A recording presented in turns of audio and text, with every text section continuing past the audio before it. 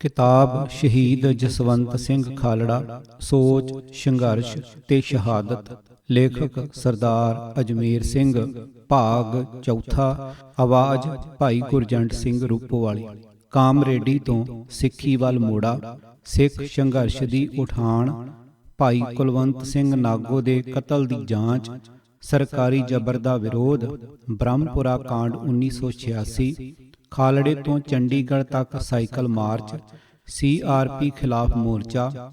ਦਰਬਾਰ ਸਾਹਿਬ ਦੀ ਘੇਰਾਬੰਦੀ ਦਾ ਵਿਰੋਧ। ਸਰਹੱਦੀ ਖੇਤਰ ਦੇ ਲੋਕਾਂ ਦੀ ਬਾਂਹ ਫੜੀ ਅਤੇ 1991 ਦੀਆਂ ਚੋਣਾਂ। ਵਾਹਿਗੁਰੂ ਜੀ ਕਾ ਖਾਲਸਾ ਵਾਹਿਗੁਰੂ ਜੀ ਕੀ ਫਤਿਹ। ਕਾਮਰੇਡੀ ਤੋਂ ਸਿੱਖੀ ਵੱਲ ਮੋੜਾ। ਐਮਰਜੈਂਸੀ ਖਤਮ ਹੋਣ ਤੋਂ ਬਾਅਦ ਨਕਸਲੀ ਲਹਿਰ ਦੇ ਅੰਦਰ ਵਿਚਾਰਧਾਰਕ ਉਥਲ ਪੁਥਲ ਤੇ ਜਥੇਬੰਦਕ ਟੁੱਟ ਭੱਜ ਦਾ ਅਮਲ ਛਿੜ ਪਿਆ ਸੀ।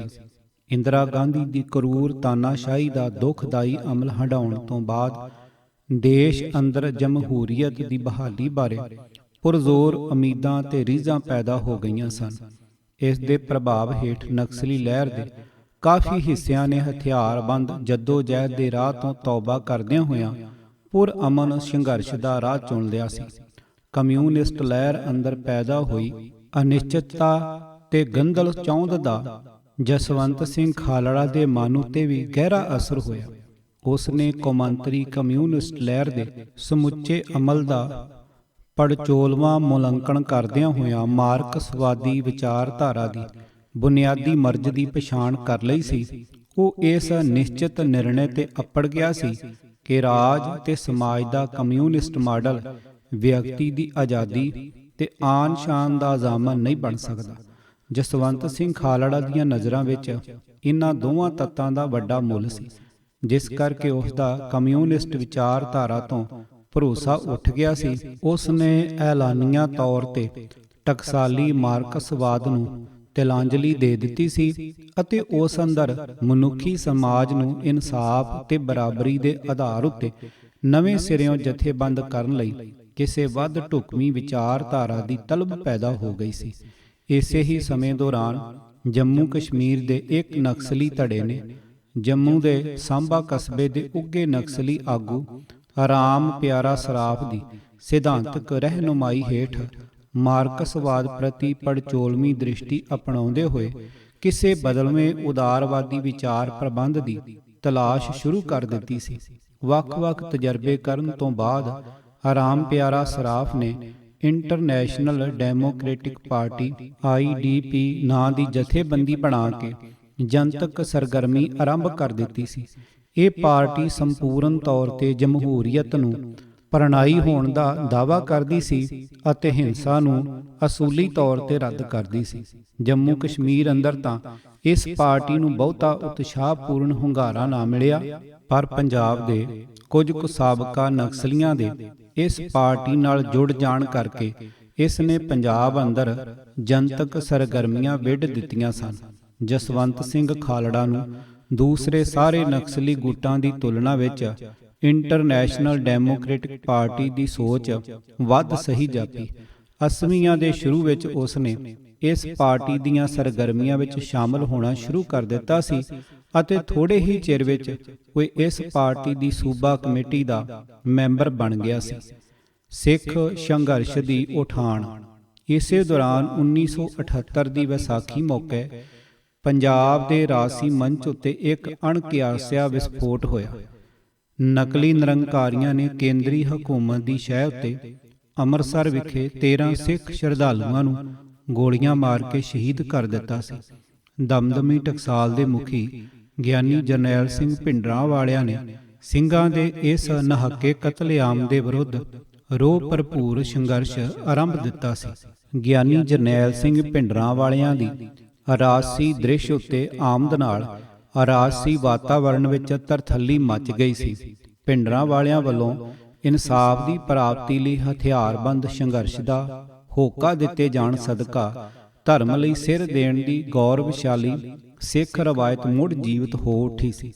ਜਿਹੜੇ ਸਿੱਖ ਨੌਜਵਾਨ ਕੁਝ ਸਾਲ ਪਹਿਲਾਂ ਇਨਕਲਾਬੀ ਤਬਦੀਲੀ ਦੀ ਤਾਂਘ ਵਿੱਚੋਂ ਕਮਿਊਨਿਸਟ ਵਿਚਾਰਧਾਰਾ ਵੱਲ ਕੀਲੇ ਗਏ ਸਨ, ਉਹਨਾਂ ਅੰਦਰ ਗਿਆਨੀ ਜਰਨੈਲ ਸਿੰਘ ਦੀ ਸ਼ਖਸੀਅਤ ਤੇ ਵਿਚਾਰਧਾਰਾ ਦੀ ਖਿੱਚ ਪੈਦਾ ਹੋ ਗਈ ਸੀ। ਨਤੀਜੇ ਵਜੋਂ ਇਨਕਲਾਬੀ ਝੁਕਾਅ ਰੱਖਣ ਵਾਲੇ ਕੁਝ ਸਾਬਕਾ ਨਕਸਲੀ ਹੌਲੀ-ਹੌਲੀ ਗਿਆਨੀ ਜਰਨੈਲ ਸਿੰਘ ਭਿੰਡਰਾਂਵਾਲਿਆਂ ਨਾਲ ਜੁੜਨ ਲੱਗ ਗਏ ਸਨ। ਇਸ ਮਾਹੌਲ ਦੇ ਅਸਰ ਹੇਠ ਜਸਵੰਤ ਸਿੰਘ ਖਾਲੜਾ ਦੇ ਮਨ ਅੰਦਰ ਵੀ ਦੱਬੇ ਹੋਏ ਸਿੱਖ ਸੰਸਕਾਰਾਂ ਨੇ ਜ਼ੋਰਦਾਰ ਅੰਗੜਾਈ ਲਈ ਅਤੇ ਉਸ ਅੰਦਰ ਆਪਣੀ ਖਾਨਦਾਨੀ ਸਿੱਖ ਜੁਝਾਰੂ ਵਿਰਾਸਤ ਦਾ ਜਜ਼ਬਾ ਸੁਰਜੀਤ ਹੋ ਗਿਆ ਸੀ। ਜਿਉਂ-ਜਿਉਂ ਭਿੰਡਰਾਂਵਾਲਿਆਂ ਵੱਲੋਂ ਆਰੰਭ ਕੀਤੇ ਗਏ ਧਰਮ ਯੁੱਧ ਮੋਰਚੇ ਦਾ ਮੈਦਾਨ ਮਘਦਾ ਚਲਾ ਗਿਆ, ਤਿਉਂ-ਤਿਉਂ ਜਸਵੰਤ ਸਿੰਘ ਦਾ ਝੁਕਾਅ ਤੇ ਲਗਾ ਸਿੱਖ ਸੰਘਰਸ਼ ਵੱਲ ਹੁੰਦਾ ਗਿਆ। ਭਾਈ ਕੁਲਵੰਤ ਸਿੰਘ ਨਾਗੋਕੇ ਦੇ ਕਤਲ ਦੀ ਜਾਂਚ 1978-79 ਵਿੱਚ ਪੰਜਾਬ ਅੰਦਰ ਇੱਕ ਨਕਸਲੀ ਧਿਰ ਨੇ ਜਮਹੂਰੀ ਹੱਕਾਂ ਦੀ ਰਾਖੀ ਲਈ ਜਮਹੂਰੀ ਅਧਿਕਾਰ ਸਭਾ ਐਸੋਸੀਏਸ਼ਨ ਫਾਰ ਡੈਮੋਕ੍ਰੈਟਿਕ ਰਾਈਟਸ ਨਾਂ ਦੀ ਜਥੇਬੰਦੀ ਬਣਾਈ ਸੀ। ਜਸਵੰਤ ਸਿੰਘ ਖਾਲੜਾ ਲਗਭਗ 10 ਸਾਲਾਂ ਤੱਕ ਇਸ ਜਥੇਬੰਦੀ ਦੀ ਅੰਮ੍ਰਿਤਸਰ ਜ਼ਿਲ੍ਹੇ ਦੀ ਇਕਾਈ ਨਾਲ ਰਲ ਕੇ ਮਨੁੱਖੀ ਹੱਕਾਂ ਦੀ ਰਾਖੀ ਲਈ ਕਾਰਜ ਕਰਦਾ ਰਿਹਾ ਸੀ। ਉਹ ਇਸ ਜਥੇਬੰਦੀ ਦਾ ਅੰਮ੍ਰਿਤਸਰ ਜ਼ਿਲ੍ਹੇ ਅੰਦਰ ਜਸ਼ਪਾਲ ਝਬਾਲ ਤੇ ਇੰਜੀਨੀਅਰ ਪ੍ਰਤਾਪ ਸਿੰਘ ਦਾ ਪ੍ਰਮੁੱਖ ਸਹਿਯੋਗੀ ਸੀ। ਜੂਨ 1982 ਵਿੱਚ ਅੰਮ੍ਰਿਤਸਰ ਦੀ ਪੁਲਿਸ ਨੇ ਭਾਈ ਕੁਲਵੰਤ ਸਿੰਘ ਨਾਗੋਕੇ ਨਾਂ ਦੇ ਇੱਕ ਬਾਣੇ ਵਾਲੇ ਸਿੰਘ ਨੂੰ ਕਿਸੇ ਮਾਮਲੇ ਵਿੱਚ ਗ੍ਰਿਫਤਾਰ ਕਰ ਲਿਆ ਸੀ ਅਤੇ ਫਿਰ ਉਸ ਤੇ ਅੰਨਾ ਤਸ਼ੱਦਦ ਕੀਤਾ ਗਿਆ ਸੀ, ਜਿਸ ਨਾਲ ਭਾਈ ਨਾਗੋਕੇ ਦੀ 11 ਜੂਨ 1982 ਨੂੰ ਅੰਮ੍ਰਿਤਸਰ ਵਿਖੇ ਪੁਲਿਸ ਦੀ ਹਿਰਾਸਤ ਵਿੱਚ ਹੀ ਮੌਤ ਹੋ ਗਈ ਸੀ। ਪੁਲਿਸ ਨੇ ਉਸ ਦੀ ਮ੍ਰਿਤਕ ਦੇਹ ਨੂੰ ਅੰਮ੍ਰਿਤਸਰ ਦੇ ਬਾਹਰ ਵੱਲਾ ਪਿੰਡ ਦੇ ਨੇੜੇ ਖੇਤਾਂ ਵਿੱਚ ਸੁੱਟ ਕੇ ਗੋਲੀਆਂ ਮਾਰ ਦਿੱਤੀਆਂ ਸਨ ਅਤੇ ਇਸ ਤਰ੍ਹਾਂ ਉਸ ਨੂੰ ਪੁਲਿਸ ਨਾਲ ਹੋਏ ਮੁਕਾਬਲੇ ਵਿੱਚ ਮਾਰਿਆ ਗਿਆ ਦਿਖਾਇਆ ਗਿਆ ਸੀ। ਪੰਜਾਬ ਵਿੱਚ 70ਵਿਆਂ ਦੇ ਮੁੱਢ ਵਿੱਚ ਨਕਸਲੀਆਂ ਨੂੰ ਝੂਠੇ ਪੁਲਿਸ ਮੁਕਾਬਲੇ ਦਿਖਾ ਕੇ ਕਤਲ ਕਰਨ ਤੋਂ ਬਾਅਦ ਇਹ ਇਸ ਕਿਸਮ ਦੀ ਪਹਿਲੀ ਵਾਰਦਾਤ ਹੋਈ ਸੀ, ਜਿਸ ਨਾਲ ਸਿੱਖ ਪੰਥ ਅੰਦਰ ਪੁਲਿਸ ਦੇ ਇਸ ਵਹਿਸ਼ੀ ਕਾਰੇ ਦੇ ਵਿਰੁੱਧ ਤਿੱਖਾ ਰੋਹ ਫੈਲ ਗਿਆ ਸੀ। ਉਸ ਵੇਲੇ ਗਿਆਨੀ ਜਰਨੈਲ ਸਿੰਘ ਭਿੰਡਰਾਂਵਾਲੇ ਰਾਜਸੀ ਦ੍ਰਿਸ਼ ਉੱਤੇ ਉੱਭਰ ਆਏ ਸਨ। ਉਹਨਾਂ ਨੇ ਇਸ ਘਟਨਾ ਨੂੰ ਆਮ ਆਦਮੀ ਜਾਂ ਆਮ ਸਿੱਖ ਦੇ ਨਜ਼ਰੀਏ ਤੋਂ ਦੇਖਣ ਦੀ ਥਾਂ ਇਸ ਦੇ ਡੂੰਘੇ ਅਰਥਾਂ ਦੀ ਪਛਾਣ ਕਰ ਲਈ ਸੀ। ਉਹਨਾਂ ਨੇ ਇਸ ਨੂੰ ਭਾਰਤ ਅੰਦਰ ਸਿੱਖ ਕੌਮ ਦੀ ਗੁਲਾਮੀ ਦੀ ਨਿਸ਼ਾਨੀ ਵਜੋਂ ਦੇਖਿਆ ਸੀ ਅਤੇ ਫਿਰ ਇਸ ਗੁਲਾਮੀ ਦੇ ਵਿਰੁੱਧ ਸਿੱਖ ਕੌਮ ਅੰਦਰ ਪ੍ਰਚੰਡ ਜਜ਼ਬਾ ਭਰਨ ਲਈ ਪੂਰਾ ਤਾਣ ਲਾ ਦਿੱਤਾ ਸੀ। ਇਸ ਤਰੀਕੇ ਨਾਲ ਭਾਈ ਨਾਗੋਕੇ ਦਾ ਕਤਲ ਸਿੱਖ ਰਾਜਨੀਤੀ ਵਿੱਚ ਆਏ ਅਹਿਮ ਮੋੜ ਦਾ ਪ੍ਰਤੀਕ ਤੇ ਸਬੱਬ ਬਣ ਗਿਆ ਸੀ। ਉਸ ਵੇਲੇ ਭਾਈ ਜਸਵੰਤ ਸਿੰਘ ਖਾਲੜਾ ਨੇ ਅੰਮ੍ਰਿਤਸਰ ਜ਼ਿਲ੍ਹੇ ਦੇ ਜਮਹੂਰੀ ਅਧਿਕਾਰ ਸਭਾ ਦੇ ਮੋਹਰੀ ਆਗੂਆਂ ਨਾਲ ਰਲ ਕੇ ਭਾਈ ਕੁਲਵੰਤ ਸਿੰਘ ਨਾਗੋਕੇ ਦੇ ਕਤਲ ਦੀ ਜਾਂਚ ਕਰਕੇ ਨਿੱਘਰ ਤੱਥਾਂ ਤੇ ਸਬੂਤਾਂ ਦੇ ਆਧਾਰਿਤ ਰਿਪੋਰਟ ਜਾਰੀ ਕੀਤੀ ਸੀ, ਜਿਸ ਵਿੱਚ ਪੁਲਿਸ ਦੇ ਝੂਠ ਦਾ ਪਰਦਾਫਾਸ਼ ਕੀਤਾ ਗਿਆ ਸੀ। ਕਿਸੇ ਮਨੁੱਖੀ ਅਧਿਕਾਰ ਜਥੇਬੰਦੀ ਜਾਂ ਕਾਰਕੁਨ ਵੱਲੋਂ ਸਿੱਖਾਂ ਉੱਤੇ ਪੁਲਿਸ ਜ਼ਬਰ ਦੀ ਵਾਰਦਾਤ ਦੀ ਨਿਰਪੱਖ ਤਰੀਕੇ ਨਾਲ ਜਾਂਚ ਕਰਨ ਦੀ ਇਹ ਪਹਿਲੀ ਘਟਨਾ ਸੀ। ਇਹ ਕੰਮ ਸਿਰਫ ਭਾਈ ਖਾਲੜਾ ਦੀ ਹਿੰਮਤ ਤੇ ਪਹਿਲ ਕਦਮੀ ਸਦਕਾ ਹੀ ਹੋ ਸਕਿਆ ਸੀ, ਕਿਉਂਕਿ ਪੰਜਾਬ ਦੇ ਖੱਬੇ ਪੱਖੀ ਹਲਕੇ ਸਿੱਖਾਂ ਦੇ ਸੰਘਰਸ਼ ਦੇ ਹੱਕ ਵਿੱਚ ਕਿਸੇ ਵੀ ਕਿਸਮ ਦੀ ਆਵਾਜ਼ ਉਠਾਉਣ ਤੋਂ ਕਰੜਾ ਪਰਹੇਜ਼ ਕਰਕੇ ਚੱਲਦੇ ਸਨ।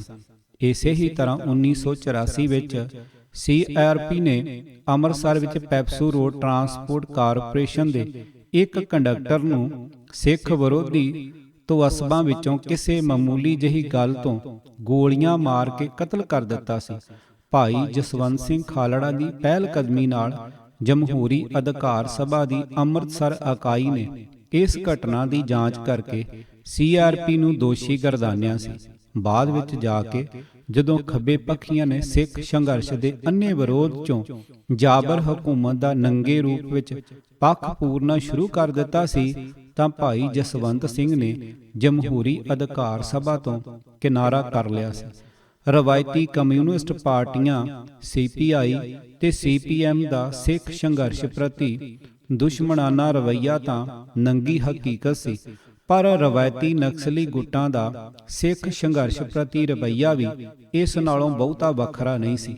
ਇਸ ਦਾ ਸਭ ਤੋਂ ਵੱਡਾ ਕਾਰਨ ਤਾਂ ਉਹਨਾਂ ਦੀ ਆਮ ਰੂਪ ਵਿੱਚ ਹੀ ਧਰਮ ਬਾਰੇ ਨਕਾਰਾਤਮਕ ਸਮਝ ਸੀ। ਪਰ ਨਾਲ ਹੀ ਭਾਰਤੀ ਰਾਸ਼ਟਰਵਾਦ ਬਾਰੇ ਵੀ ਉਹਨਾਂ ਦੀ ਸਿਧਾਂਤਕ ਸਮਝ ਵਿੱਚ ਵੱਡਾ ਕੱਜ ਸੀ। ਉਹ ਭਾਰਤੀ ਰਾਸ਼ਟਰਵਾਦ ਦੇ ਹਿੰਦੂਵਾਦੀ ਤੱਤ ਦੀ ਪਛਾਣ ਕਰਨ ਤੋਂ ਇਨਕਾਰੀ ਜਾਂ ਅਸਮਰੱਥ ਸਨ। ਇਸ ਤੋਂ ਇਲਾਵਾ ਉਹ ਭਾਰਤ ਅੰਦਰ ਕੌਮੀਅਤਾਂ ਦੇ ਮਸਲੇ ਬਾਰੇ ਵੀ ਜਾਂ ਤਾਂ ਅਗਿਆਨੀ ਸਨ ਅਤੇ ਜਾਂ ਇਸ ਨੂੰ ਭਾਰਤੀ ਰਾਸ਼ਟਰਵਾਦ ਦੇ ਚਸ਼ਮਿਆਂ ਰਾਹੀਂ ਦੇਖਣ ਦੀ ਕੋਤਾਹੀ ਕਰਦੇ ਸਨ। 1983 ਵਿੱਚ ਇੱਕ ਨਕਸਲੀ ਧੜੇ RCPI ਨੇ ਜਲੰਧਰ ਦੇਸ਼ ਭਗਤ ਹਾਲ ਵਿੱਚ ਪੰਜਾਬ ਤੇ ਸਿੱਖ ਸਮੱਸਿਆਵਾਂ ਬਾਰੇ ਸੈਮੀਨਾਰ ਕਰਾਇਆ ਸੀ, ਜਿਸ ਵਿੱਚ ਦਿੱਲੀ ਤੋਂ ਜਵਾਹਰ ਲਾਲ ਨਹਿਰੂ ਯੂਨੀਵਰਸਿਟੀ ਦੇ ਇਤਿਹਾਸ ਮਹਿਕਮੇ ਦੇ ਮੁਖੀ ਤੇ ਭਾਰਤ ਦੀ ਏਕਤਾ ਤੇ ਅਖੰਡਤਾ ਦੇ ਕੱਟੜ ਮੁਦਈ ਪ੍ਰੋਫੈਸਰ ਬਿਪਨ ਚੰਦਰ ਮੁੱਖ ਬੁਲਾਰੇ ਸਨ।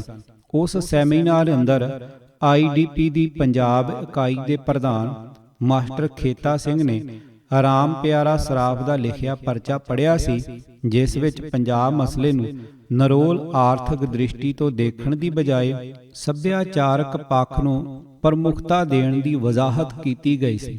ਭਾਈ ਜਸਵੰਤ ਸਿੰਘ ਖਾਲੜਾ ਨੇ ਸਾਰਾ ਸੈਮੀਨਾਰ ਡੂੰਘੇ ਧਿਆਨ ਨਾਲ ਸੁਣਿਆ ਸੀ, ਜਿਸ ਵਿੱਚੋਂ ਉਸ ਨੂੰ IDP ਦੀ ਸਮਝ ਜ਼ਿਆਦਾ ਠੀਕ ਲੱਗੀ ਸੀ। ਇਸ ਨਾਲ ਉਸ ਨੂੰ ਸਿੱਖ ਸੰਘਰਸ਼ ਦੇ ਪੱਖ ਵਿੱਚ ਯੋਗ ਸਿਧਾਂਤਕ ਦਲੀਲ ਮਿਲ ਗਈ ਸੀ।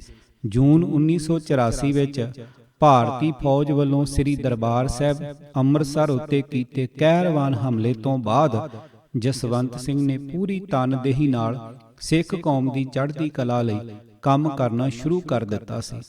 ਸਰਕਾਰੀ ਜ਼ਬਰ ਦਾ ਵਿਰੋਧ। ਦਰਬਾਰ ਸਾਹਿਬ ਉੱਤੇ ਫੌਜੀ ਹਮਲੇ ਤੋਂ ਤੁਰੰਤ ਬਾਅਦ ਭਾਰਤੀ ਫੌਜ ਨੇ ਖਾੜਕੂ ਸੰਘਰਸ਼ ਦਾ ਹਮਾਇਤੀ ਆਧਾਰ ਨਸ਼ਟ ਕਰਨ ਦੇ ਭੈੜੇ ਇਰਾਦੇ ਨਾਲ ਆਪਰੇਸ਼ਨ ਵੁੱਡ ਰੋਜ਼ ਦੇ ਅਲੰਕਾਰਕ ਨਾਂ ਹੇਠ ਸਾਰੇ ਪੰਜਾਬ, ਵਿਸ਼ੇਸ਼ ਕਰਕੇ ਮਾਝੇ ਦੇ ਖੇਤਰ ਅੰਮ੍ਰਿਤਸਰ, ਗੁਰਦਾਸਪੁਰ ਤੇ ਫਿਰੋਜ਼ਪੁਰ ਅੰਦਰ ਜ਼ਬਰ ਤੇ ਗ੍ਰਿਫਤਾਰੀਆਂ ਦੀ ਵਿਆਪਕ ਮੁਹਿੰਮ ਚਲਾਈ ਸੀ। ਜਦੋਂ ਪੰਜਾਬ ਤੋਂ ਬਾਹਰ ਅਖਬਾਰਾਂ ਵਿੱਚ ਇਸ ਬਾਰੇ ਖਬਰਾਂ ਛਪੀਆਂ ਤਾਂ ਮਨੁੱਖੀ ਅਧਿਕਾਰਾਂ ਦੀ ਰੱਖਿਆ ਲਈ ਜੂਝਣ ਵਾਲੇ ਕੁਝ ਨੇਕ ਪੁਰਸ਼ ਤੱਥ ਇਕੱਠੇ ਕਰਨ ਲਈ ਪੰਜਾਬ ਆਏ। ਉਨ੍ਹਾਂ ਵਿੱਚੋਂ ਕੁਝ ਵਿਅਕਤੀਆਂ ਗੌਤਮ ਨਵਲਖਾ, ਮਾਨੁਸ਼ੀ ਪਰਚੇ ਦੀ ਸੰਪਾਦਕਾ ਮਧੂ ਕੇਸ਼ਵਰ ਤੇ ਕੁਝ ਹੋਰ ਦਾ ਭਾਈ ਜਸਵੰਤ ਸਿੰਘ ਨਾਲ ਮੇਲ ਹੋ ਗਿਆ ਸੀ। ਜਸਵੰਤ ਸਿੰਘ ਨੇ ਅੰਮ੍ਰਿਤਸਰ ਜ਼ਿਲ੍ਹੇ ਵਿੱਚ ਉਹਨਾਂ ਨਾਲ ਬਹੁਤ ਸਾਰੇ ਥਾਵਾਂ ਤੇ ਜਾ ਕੇ ਫੌਜ ਵੱਲੋਂ ਸਿੱਖਾਂ ਉੱਤੇ ਢਾਏ ਜਾ ਰਹੇ ਵਹਿਸ਼ੀ ਜ਼ੁਲਮਾਂ ਦੇ ਠੋਸ ਤੱਥ ਹਾਸਲ ਕਰਨ ਵਿੱਚ ਮਦਦ ਕੀਤੀ ਸੀ। ਜਨਵਰੀ 1986 ਵਿੱਚ ਸ੍ਰੀ ਅਕਾਲ ਤਖਤ ਸਾਹਿਬ ਵਿਖੇ ਹੋਏ ਸਰਬੱਤ ਖਾਲਸਾ ਦੇ ਭਰਵੇਂ ਇਕੱਠ ਨੇ ਨਾ ਸਿਰਫ ਦਿੱਲੀ ਦੇ ਹਾਕਮਾਂ ਨੂੰ ਫਿਕਰਾਂ ਵਿੱਚ ਪਾ ਦਿੱਤਾ ਸੀ, ਇਸ ਨਾਲ ਭਾਰਤੀ ਰਾਜ ਦੇ ਖੈਰ ਖੁਆਹ ਬੁੱਧੀਜੀਵੀਆਂ, ਖਾਸ ਕਰਕੇ ਦਿੱਲੀ ਤੇ ਪੰਜਾਬ ਦੇ ਹਿੰਦੂ ਬੁੱਧੀਮਾਨਾਂ, ਪੱਤਰਕਾਰਾਂ ਤੇ ਸੰਪਾਦਕਾਂ ਨੂੰ ਵੀ ਹੌਲ ਪੈਣ ਲੱਗ ਪਏ ਸਨ। ਸਰਬੱਤ ਖਾਲਸਾ ਦੇ ਤੁਰੰਤ ਪਿੱਛੋਂ ਦਿੱਲੀ ਤੋਂ ਪੱਤਰਕਾਰਾਂ ਦੀਆਂ ਟੋਲੀਆਂ ਨੇ ਪੰਜਾਬ ਆ ਕੇ ਹਾਲਾਤ ਦਾ ਜਾਇਜ਼ਾ ਲੈਣਾ ਸ਼ੁਰੂ ਕਰ ਦਿੱਤਾ ਸੀ।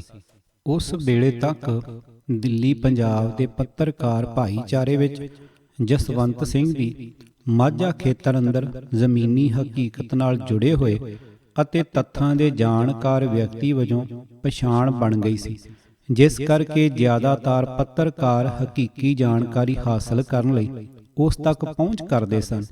ਇਸੇ ਸਿਲਸਿਲੇ ਦੇ ਚੱਲਦਿਆਂ ਜਨਵਰੀ ਦੇ ਅਖੀਰ ਵਿੱਚ ਪ੍ਰਸਿੱਧ ਪੱਤਰਕਾਰ ਕੁਲਦੀਪ ਨਈਅਰ ਨੇ ਸਿੱਖ ਜਗਤ ਦੇ ਸਿਆਸੀ ਰੌਂ ਦੀ ਟੋਹ ਲੈਣ ਲਈ ਜਸਵੰਤ ਸਿੰਘ ਨਾਲ ਸੰਪਰਕ ਕੀਤਾ ਅਤੇ ਉਸ ਨੂੰ ਨਾਲ ਲੈ ਕੇ ਦਿਨ ਭਰ ਸਰਹੱਦੀ ਖੇਤਰ ਦਾ ਦੌਰਾ ਕੀਤਾ। ਉਸ ਨੇ ਗਿਆਨੀ ਜਰਨੈਲ ਸਿੰਘ ਭਿੰਡਰਾਂਵਾਲੇ ਤੇ ਖਾਲਿਸਤਾਨ ਬਾਰੇ ਸਿੱਖਾਂ ਦੇ ਵਿਚਾਰ ਜਾਣਨ ਵਿੱਚ ਵਿਸ਼ੇਸ਼ ਉਤਸੁਕਤਾ ਦਿਖਾਈ ਸੀ। ਬ੍ਰਹਮਪੁਰਾ ਕਾਂਡ 1986 ਵਿੱਚ ਕੇਂਦਰੀ ਰਿਜ਼ਰਵ ਪੁਲਿਸ ਫੋਰਸ ਨੇ ਖਾਲਿਸਤਾਨ ਲਿਬਰੇਸ਼ਨ ਫੋਰਸ ਦੇ ਬਾਨੀ ਮੁਖੀ ਭਾਈ ਅਵਤਾਰ ਸਿੰਘ ਬ੍ਰਹਮਾ ਨੂੰ ਫੜਨ ਲਈ ਸਰਹਾਲੀ ਖੇਤਰ ਅੰਦਰ ਦਹਿਸ਼ਤ ਦਾ ਮਾਹੌਲ ਪੈਦਾ ਕਰ ਰੱਖਿਆ ਸੀ। CRP ਦੀ ਇੱਕ ਪੂਰੀ ਪਲਟਨ ਪਿੰਡ ਬ੍ਰਹਮਪੁਰਾ ਵਿੱਚ ਪੱਕੇ ਤੌਰ ਤੇ ਤੈਨਾਤ ਕੀਤੀ ਗਈ ਸੀ। ਭਾਈ ਬ੍ਰਹਮਪੁਰਾ ਨੂੰ ਸ਼ਰਨ ਦੇਣ ਦੇ ਦੋਸ਼ ਹੇਠ ਜਿਸ ਨੂੰ ਮਰਜ਼ੀ ਥਾਣੇ ਲਿਜਾ ਕੇ ਬੇਰਹਿਮੀ ਨਾਲ ਕੁਟਾਪਾ ਚਾੜਿਆ ਤੇ ਜਲੀਲ ਕੀਤਾ ਜਾਂਦਾ ਸੀ। ਭਾਈ ਬ੍ਰਹਮਾ ਦੇ ਪਰਿਵਾਰ, ਖਾਸ ਕਰਕੇ ਉਸ ਦੇ ਭਰਾਵਾਂ ਦਾ ਤਾਂ ਜਿਉਣਾ ਹੀ ਦੁੱਭਰ ਕਰ ਦਿੱਤਾ ਸੀ। ਉਹਨਾਂ ਨੂੰ ਵਾਰ-ਵਾਰ ਪੁੱਛਿਆ ਜਾਂਦਾ ਸੀ ਕਿ ਅਵਤਾਰ ਸਿੰਘ ਕਿੱਥੇ ਹੈ। ਇਸ ਸਥਿਤੀ ਤੋਂ ਅੱਕ ਕੇ ਭਾਈ ਬ੍ਰਹਮਾ ਨੇ ਇੱਕ ਦਿਨ ਆਪਣੇ ਕੁਝ ਖਾੜਕੂ ਸਾਥੀਆਂ ਨਾਲ ਰਲ ਕੇ ਰਾਤ ਨੂੰ ਪਿੰਡ ਦੇ ਗੁਰਦੁਆਰੇ ਲਾਊਡ ਸਪੀਕਰ ਤੋਂ ਪਿੰਡ ਦੇ ਲੋਕਾਂ ਨੂੰ ਸੰਬੋਧਨ ਕਰਦਿਆਂ ਕਿਹਾ ਸੀ, ਨਗਰ ਨਿਵਾਸੀਓ, ਮੈਂ ਤੁਹਾਡਾ ਅਵਤਾਰ ਸਿੰਘ ਬੋਲ ਰਿਹਾ ਹਾਂ। ਮੈਨੂੰ ਪਤਾ ਹੈ ਕਿ ਮੇਰੀ ਵਜ੍ਹਾ ਕਰਕੇ CRP ਤੁਹਾਨੂੰ ਤੰਗ ਕਰਦੀ ਹੈ ਅਤੇ ਤੁਹਾਡੇ ਕੋਲੋਂ ਮੇਰੇ ਠਿਕਾਣਿਆਂ ਬਾਰੇ ਪੁੱਛਦੀ ਹੈ।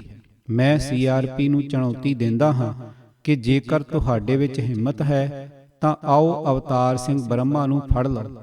ਨਿਰਦੋਸ਼ੇ ਪਿੰਡ ਵਾਸੀਆਂ ਨੂੰ ਤੰਗ ਕਰਨ ਵਿੱਚ ਕੋਈ ਬਹਾਦਰੀ ਨਹੀਂ। ਆਓ ਅੱਜ ਬਹਾਦਰੀ ਦਾ ਨਿਤਾਰਾ ਕਰ ਲਈਏ। ਤੁਹਾਡੇ ਕੋਲ ਵੀ ਹਥਿਆਰ ਹਨ ਤੇ ਸਾਡੇ ਕੋਲ ਵੀ ਸ਼ਸਤਰ ਹਨ। ਆ ਜਾਓ, ਅੱਜ ਅਸਲੀ ਮੁਕਾਬਲਾ ਹੋ ਜਾਵੇ ਅਤੇ ਸਵੇਰੇ ਤੁਸੀਂ ਸਾਡੇ ਸਿੰਘਾਂ ਵੱਲੋਂ ਲੰਮੇ ਪਾਏ ਆਪਣੇ ਬੰਦੀਆਂ ਦੀਆਂ ਲਾਸ਼ਾਂ ਗਿਣ ਲਿਓ। ਆਓ ਓਏ CRP ਵਾਲਿਓ, ਤੁਹਾਨੂੰ ਦਿੱਲੀ ਦੀ ਤਾਕਤ ਤੇ ਉਸ ਦੀਆਂ ਫੌਜਾਂ ਦਾ ਗੁਮਾਨ ਹੈ ਅਤੇ ਸਾਨੂੰ ਸਾਡੇ ਗੁਰੂ ਉੱਤੇ ਮਾਣ ਹੈ। ਅਸੀਂ 10ਵੇਂ ਪਾਤਸ਼ਾਹ ਦੇ ਪੁੱਤਰ ਹਾਂ ਅਤੇ ਕੱਲੇ-ਕੱਲੇ 1.25 ਲੱਖ ਨਾਲ ਟੱਕਰ ਸਕਦੇ ਹਾਂ। ਭਾਈ ਅਵਤਾਰ ਸਿੰਘ ਦੀ ਆਵਾਜ਼ ਸਾਰੇ ਪਿੰਡ ਨੇ ਸੁਣੀ। CRP ਦਾ ਕੈਂਪ ਵੀ ਪਿੰਡ ਵਿੱਚ ਹੀ ਸੀ। ਉਸਨੇ ਕਾਫੀ ਸਮੇਂ ਤੱਕ CRP ਦੇ ਜਵਾਬ ਦੀ ਉਡੀਕ ਕੀਤੀ, ਪਰ ਜਦੋਂ CRP ਵੱਲੋਂ ਕੋਈ ਜਵਾਬ ਨਾ ਆਇਆ ਤਾਂ ਉਹ ਇੱਕ ਵਾਰ ਫੇਰ ਲਾਊਡ ਸਪੀਕਰ ਤੋਂ ਉਸੇ ਗੜਕਵੀਂ ਆਵਾਜ਼ ਨਾਲ ਬੋਲਿਆ, CRP ਵਾਲਿਓ, ਆਪਣੇ ਕੁਆਟਰਾਂ ਚੋਂ ਜ਼ਰਾ ਬਾਹਰ ਨਿਕਲੋ। ਗੁਰੂ ਦਾ ਇੱਕ ਸਿੰਘ ਤੁਹਾਨੂੰ ਉਡੀਕ ਰਿਹਾ ਹੈ। ਜਿਹੜਾ ਬ੍ਰਹਮਾ ਤੁਹਾਨੂੰ ਮੰਡ ਦੀ ਛਾਣਬੀਣ ਕਰਦਿਆਂ ਨਹੀਂ ਲੱਭਿਆ ਸੀ, ਉਹ ਬ੍ਰਹਮਾ ਹੁਣ ਤੁਹਾਡੀ ਉਡੀਕ ਕਰ ਰਿਹਾ ਹੈ। ਮੈਂ ਨਿਰਦੋਸ਼ਾਂ ਦਾ ਲਹੂ ਵਹਾਉਣ ਦੇ ਹੱਕ ਵਿੱਚ ਨਹੀਂ ਹਾਂ ਅਤੇ ਨਾ ਹੀ ਮੈਂ ਨਿਹੱਥਿਆਂ ਉੱਤੇ ਵਾਰ ਕਰਦਾ ਹਾਂ। ਮੈਂ ਹੁਣ ਇੱਥੇ ਤੁਹਾਨੂੰ ਮਿਲਣ ਲਈ ਖੜਾ ਹਾਂ। CRP ਵਾਲਿਓ, ਤੁਸੀਂ ਮੈਨੂੰ ਜਦੋਂ ਚਾਹੋ ਤੇ ਜਿਵੇਂ ਮਰਜ਼ੀ ਮਿਲ ਸਕਦੇ ਹੋ। ਤੁਸੀਂ ਨਿਰਦੋਸ਼ਾਂ ਨੂੰ ਤੰਗ ਕਰਨਾ ਬੰਦ ਕਰੋ ਅਤੇ ਬ੍ਰਹਮੇ ਦੇ ਸਾਹਮਣੇ ਆ ਕੇ ਆਪਣੀ ਸੂਰਮਗਤੀ ਦਿਖਾਉਣ ਦੀ ਰੀਝ ਪੂਰੀ ਕਰ ਲਵੋ। ਇਹ ਆਖਦਿਆਂ ਭਾਈ ਬ੍ਰਹਮਾ ਨੇ ਉੱਚੀ ਆਵਾਜ਼ ਨਾਲ ਫਤਿਹ ਗਜਾਈ। ਉਹ 25 ਮਿੰਟਾਂ ਤੱਕ ਲਾਊਡ ਸਪੀਕਰ ਤੋਂ ਬੋਲਦਾ ਰਿਹਾ ਅਤੇ ਫਿਰ 1 ਘੰਟੇ ਤੱਕ CRP ਦਾ ਜਵਾਬ ਉਡੀਕਦਾ ਰਿਹਾ। ਪਰ ਜਦੋਂ ਕੋਈ ਜਵਾਬ ਨਾ ਆਇਆ ਤਾਂ ਉਸਨੇ ਤੇ ਉਸ ਦੇ ਸਾਥੀ ਸਿੰਘਾਂ ਨੇ ਜੈਕਾਰਿਆਂ ਦੀ ਗੂੰਜ ਵਿੱਚ ਪਿੰਡ ਤੋਂ ਚਾਲੇ ਪਾ ਦਿੱਤੇ ਸਨ। CRP ਵਾਲੇ ਇੰਨੇ ਦਹਿਲ ਗਏ ਸਨ ਕਿ ਉਹ ਕਈ ਘੰਟਿਆਂ ਤੱਕ ਅੰਦਰੇ ਹੀ ਦੜੇ ਰਹੇ ਅਤੇ ਜਦੋਂ ਇਹ ਪੱਕਾ ਯਕੀਨ ਹੋ ਗਿਆ ਕਿ ਸਿੰਘ ਚਲੇ ਗਏ ਹਨ ਤਾਂ ਉਹਨਾਂ ਨੇ ਬੁਖਲਾਹਟ ਵਿੱਚ ਆ ਕੇ ਪਿੰਡ ਉੱਤੇ ਧਾਵਾ ਬੋਲ ਦਿੱਤਾ। ਭਾਈ ਅਵਤਾਰ ਸਿੰਘ ਬ੍ਰਹਮਾ ਦੀ ਦੀਦਾ ਦਲੇਰੀ ਤੋਂ ਚਿੜੀ ਤੇ ਛਿੱਬੀ ਪਈ ਪੁਲਿਸ ਨੇ ਆਪਣਾ ਗੁੱਸਾ ਪਿੰਡ ਦੇ ਨਿਰਦੋਸ਼ 3 ਹੱਥੇ ਲੋਕਾਂ ਉੱਤੇ ਕੱਢਿਆ। ਰਾਤ ਦੇ ਹਨੇਰੇ ਵਿੱਚ ਘਰਾਂ ਦੇ ਅੰਦਰ ਵੜ ਕੇ ਪਰਿਵਾਰਾਂ ਦੇ ਸਾਹਮਣੇ ਬਜ਼ੁਰਗਾਂ ਦੀ ਕੁੱਟਮਾਰ ਤੇ ਬੇਇੱਜ਼ਤੀ ਕੀਤੀ ਗਈ। ਸਿੱਖ ਬੀਬੀਆਂ ਦੀ ਪੱਤ ਰੋਲੀ ਗਈ। ਮਾਸੂਮ ਬੱਚਿਆਂ ਨੂੰ ਹੀ ਨਾ ਬਖਸ਼ਿਆ ਗਿਆ। ਬੂਟਾਂ ਸਮੇਤ ਗੁਰਦੁਆਰਾ ਸਾਹਿਬ ਦੇ ਅੰਦਰ ਵੜ ਕੇ ਸ੍ਰੀ ਗੁਰੂ ਗ੍ਰੰਥ ਸਾਹਿਬ ਜੀ ਦੇ ਪਾਵਨ ਸਰੂਪਾਂ ਦੀ ਘੋਰ ਬੇਅਦਬੀ ਕੀਤੀ। ਗੁੱਸੇ ਵਿੱਚ ਪਾਗਲ ਹੋਏ ਪੁਲਿਸੀਆਂ ਨੇ ਸਾਰੀ ਰਾਤ ਪਿੰਡ ਵਿੱਚ ਦਹਿਸ਼ਤ ਦਾ ਨੰਗਾ ਨਾਚ ਕੀਤਾ। ਜਦੋਂ ਸਿੱਖ ਜਗਤ ਕੋਲ CRPF ਦੀ ਇਸ ਵਹਿਸ਼ੀਆਨਾ ਕਰਤੂਤ ਦੀ ਖਬਰ ਪਹੁੰਚੀ ਤਾਂ ਚਾਰੇ ਪਾਸੇ ਗੁੱਸੇ ਦੀ ਵਿਆਪਕ ਲਹਿਰ ਪੈਦਾ ਹੋ ਗਈ ਸੀ। ਅਗਲੇ ਦਿਨ ਲੋਕ ਆਪ ਮੁਹਾਰੇ ਬ੍ਰਹਮਪੁਰਾ ਪਿੰਡ ਵਿੱਚ ਪੁੱਜਣੇ ਸ਼ੁਰੂ ਹੋ ਗਏ ਸਨ। ਰਵਾਇਤੀ ਅਕਾਲੀ ਆਗੂਆਂ ਤੋਂ ਲੈ ਕੇ ਸ੍ਰੀ ਅਕਾਲ ਤਖਤ ਸਾਹਿਬ ਦੇ ਤਤਕਾਲੀ ਜਥੇਦਾਰ ਪ੍ਰੋਫੈਸਰ ਦਰਸ਼ਨ ਸਿੰਘ ਖਾਲਸਾ ਤੱਕ ਸਾਰਿਆਂ ਨੇ ਬ੍ਰਹਮਪੁਰਾ ਪਿੰਡ ਪਹੁੰਚ ਕੇ ਪੁਲਿਸ ਦੀ ਬੁਰਸ਼ਾਗਰਦੀ ਦੀ ਸਖਤ ਭਾਸ਼ਾ ਵਿੱਚ ਨਿੰਦਿਆ ਕੀਤੀ ਅਤੇ ਦੋਸ਼ੀ ਪੁਲਸੀਆਂ ਦੀ ਫੌਰੀ ਗ੍ਰਿਫਤਾਰੀ ਦੀ ਮੰਗ ਕਰਦਿਆਂ ਪਿੰਡ ਵਿੱਚ ਰੋਸ ਧਰਨਾ ਸ਼ੁਰੂ ਕਰ ਦਿੱਤਾ। ਭਾਈ ਜਸਵੰਤ ਸਿੰਘ ਖਾਲੜਾ ਵੀ ਆਪਣੇ ਦਰਜਨਾਂ ਸਾਥੀਆਂ ਸਮੇਤ ਰੋਸ ਧਰਨੇ ਵਿੱਚ ਸ਼ਾਮਲ ਹੋਏ ਸਨ ਅਤੇ ਉਹਨਾਂ ਨੇ ਇੱਕ ਕਦਮ ਅੱਗੇ ਵਧਦੇ ਹੋਏ ਦੋਸ਼ੀ ਕਰਮਚਾਰੀਆਂ ਵਿਰੁੱਧ ਕਾਨੂੰਨੀ ਕਾਰਵਾਈ ਕਰਨ ਦੀ ਮੰਗ ਕਰਦਿਆਂ ਅਣਮਿੱਥੇ ਸਮੇਂ ਲਈ ਭੁੱਖ ਹੜਤਾਲ ਤੇ ਬੈਠਣ ਦਾ ਐਲਾਨ ਕਰ ਦਿੱਤਾ ਸੀ। ਪਰ ਦੋਸ਼ੀ ਕਰਮਚਾਰੀਆਂ ਨੂੰ ਗ੍ਰਿਫਤਾਰ ਕਰਨ ਦੀ ਬਜਾਏ ਪੁਲਿਸ ਨੇ ਭੁੱਖ ਹੜਤਾਲ ਤੇ ਬੈਠੇ ਭਾਈ ਜਸਵੰਤ ਸਿੰਘ ਨੂੰ ਹੀ ਗ੍ਰਿਫਤਾਰ ਕਰ ਲਿਆ ਸੀ। ਉਸ ਨੂੰ ਤਰਨਤਾਰਨ ਦੇ ਥਾਣੇ ਵਿੱਚ ਲਿਜਾ ਕੇ 4 ਦਿਨਾਂ ਤੱਕ ਜਿਸਮਾਨੀ ਤੇ ਮਾਨਸਿਕ ਤਸੀਹੇ ਦੇਣ ਤੋਂ ਬਾਅਦ ਝੂਠੇ ਦੋਸ਼ ਮੜ ਕੇ ਅੰਮ੍ਰਿਤਸਰ ਦੀ ਕੇਂਦਰੀ ਜੇਲ੍ਹ ਵਿੱਚ ਭੇਜ ਦਿੱਤਾ ਸੀ। ਉਸ ਵਕਤ KPS ਗਿੱਲ ਪੰਜਾਬ ਵਿੱਚ ਸੀਆਰਪੀ ਦਾ ਮੁਖੀ ਆਈਜੀ ਅਤੇ ਜੇਐਫ ਰਿਬੈਰੋ ਪੰਜਾਬ ਪੁਲਿਸ ਦਾ ਮੁਖੀ ਡੀਜੀਪੀ ਸੀ। ਰਿਬੈਰੋ ਨੇ ਕੇਂਦਰ ਸਰਕਾਰ ਕੋਲ ਸੀਆਰਪੀ ਦੇ ਬ੍ਰਹਮਪੁਰਾ ਕਾਂਡ ਲਈ ਦੋਸ਼ੀ ਕਰਮਚਾਰੀਆਂ ਦੇ ਖਿਲਾਫ ਕਾਨੂੰਨੀ ਕਾਰਵਾਈ ਕਰਨ ਦੀ ਸਿਫਾਰਿਸ਼ ਕਰ ਦਿੱਤੀ ਸੀ, ਪਰ ਕੇਪੀਐਸ ਗਿੱਲ ਨੇ ਜਿੱਦ ਕਰਕੇ ਆਪਣੇ ਜਵਾਨਾਂ ਨੂੰ ਕਾਨੂੰਨੀ ਕਾਰਵਾਈ ਤੋਂ ਸਾਫ਼ ਬਚਾ ਲਿਆ ਸੀ। ਖਾਲੜੇ ਤੋਂ ਚੰਡੀਗੜ੍ਹ ਤੱਕ ਸਾਈਕਲ ਮਾਰਚ। 1988 ਵਿੱਚ ਪੰਜਾਬ ਮਸਲੇ ਦੇ ਅਮਨ ਪੂਰਵਕ ਹੱਲ ਦੇ ਪੱਖ ਵਿੱਚ ਜਨਤਕ ਰਾਏ ਬਣਾਉਣ ਲਈ ਜਸਵੰਤ ਸਿੰਘ ਖਾਲੜਾ ਨੇ ਆਈਡੀਪੀ ਦੇ ਵਰਕਰਾਂ ਦਾ ਇੱਕ ਵੱਡਾ ਕਾਫਲਾ ਬਣਾ ਕੇ ਖਾਲੜੇ ਤੋਂ ਲੈ ਕੇ ਚੰਡੀਗੜ੍ਹ ਤੱਕ ਸਾਈਕਲ ਮਾਰਚ ਕੀਤਾ ਸੀ।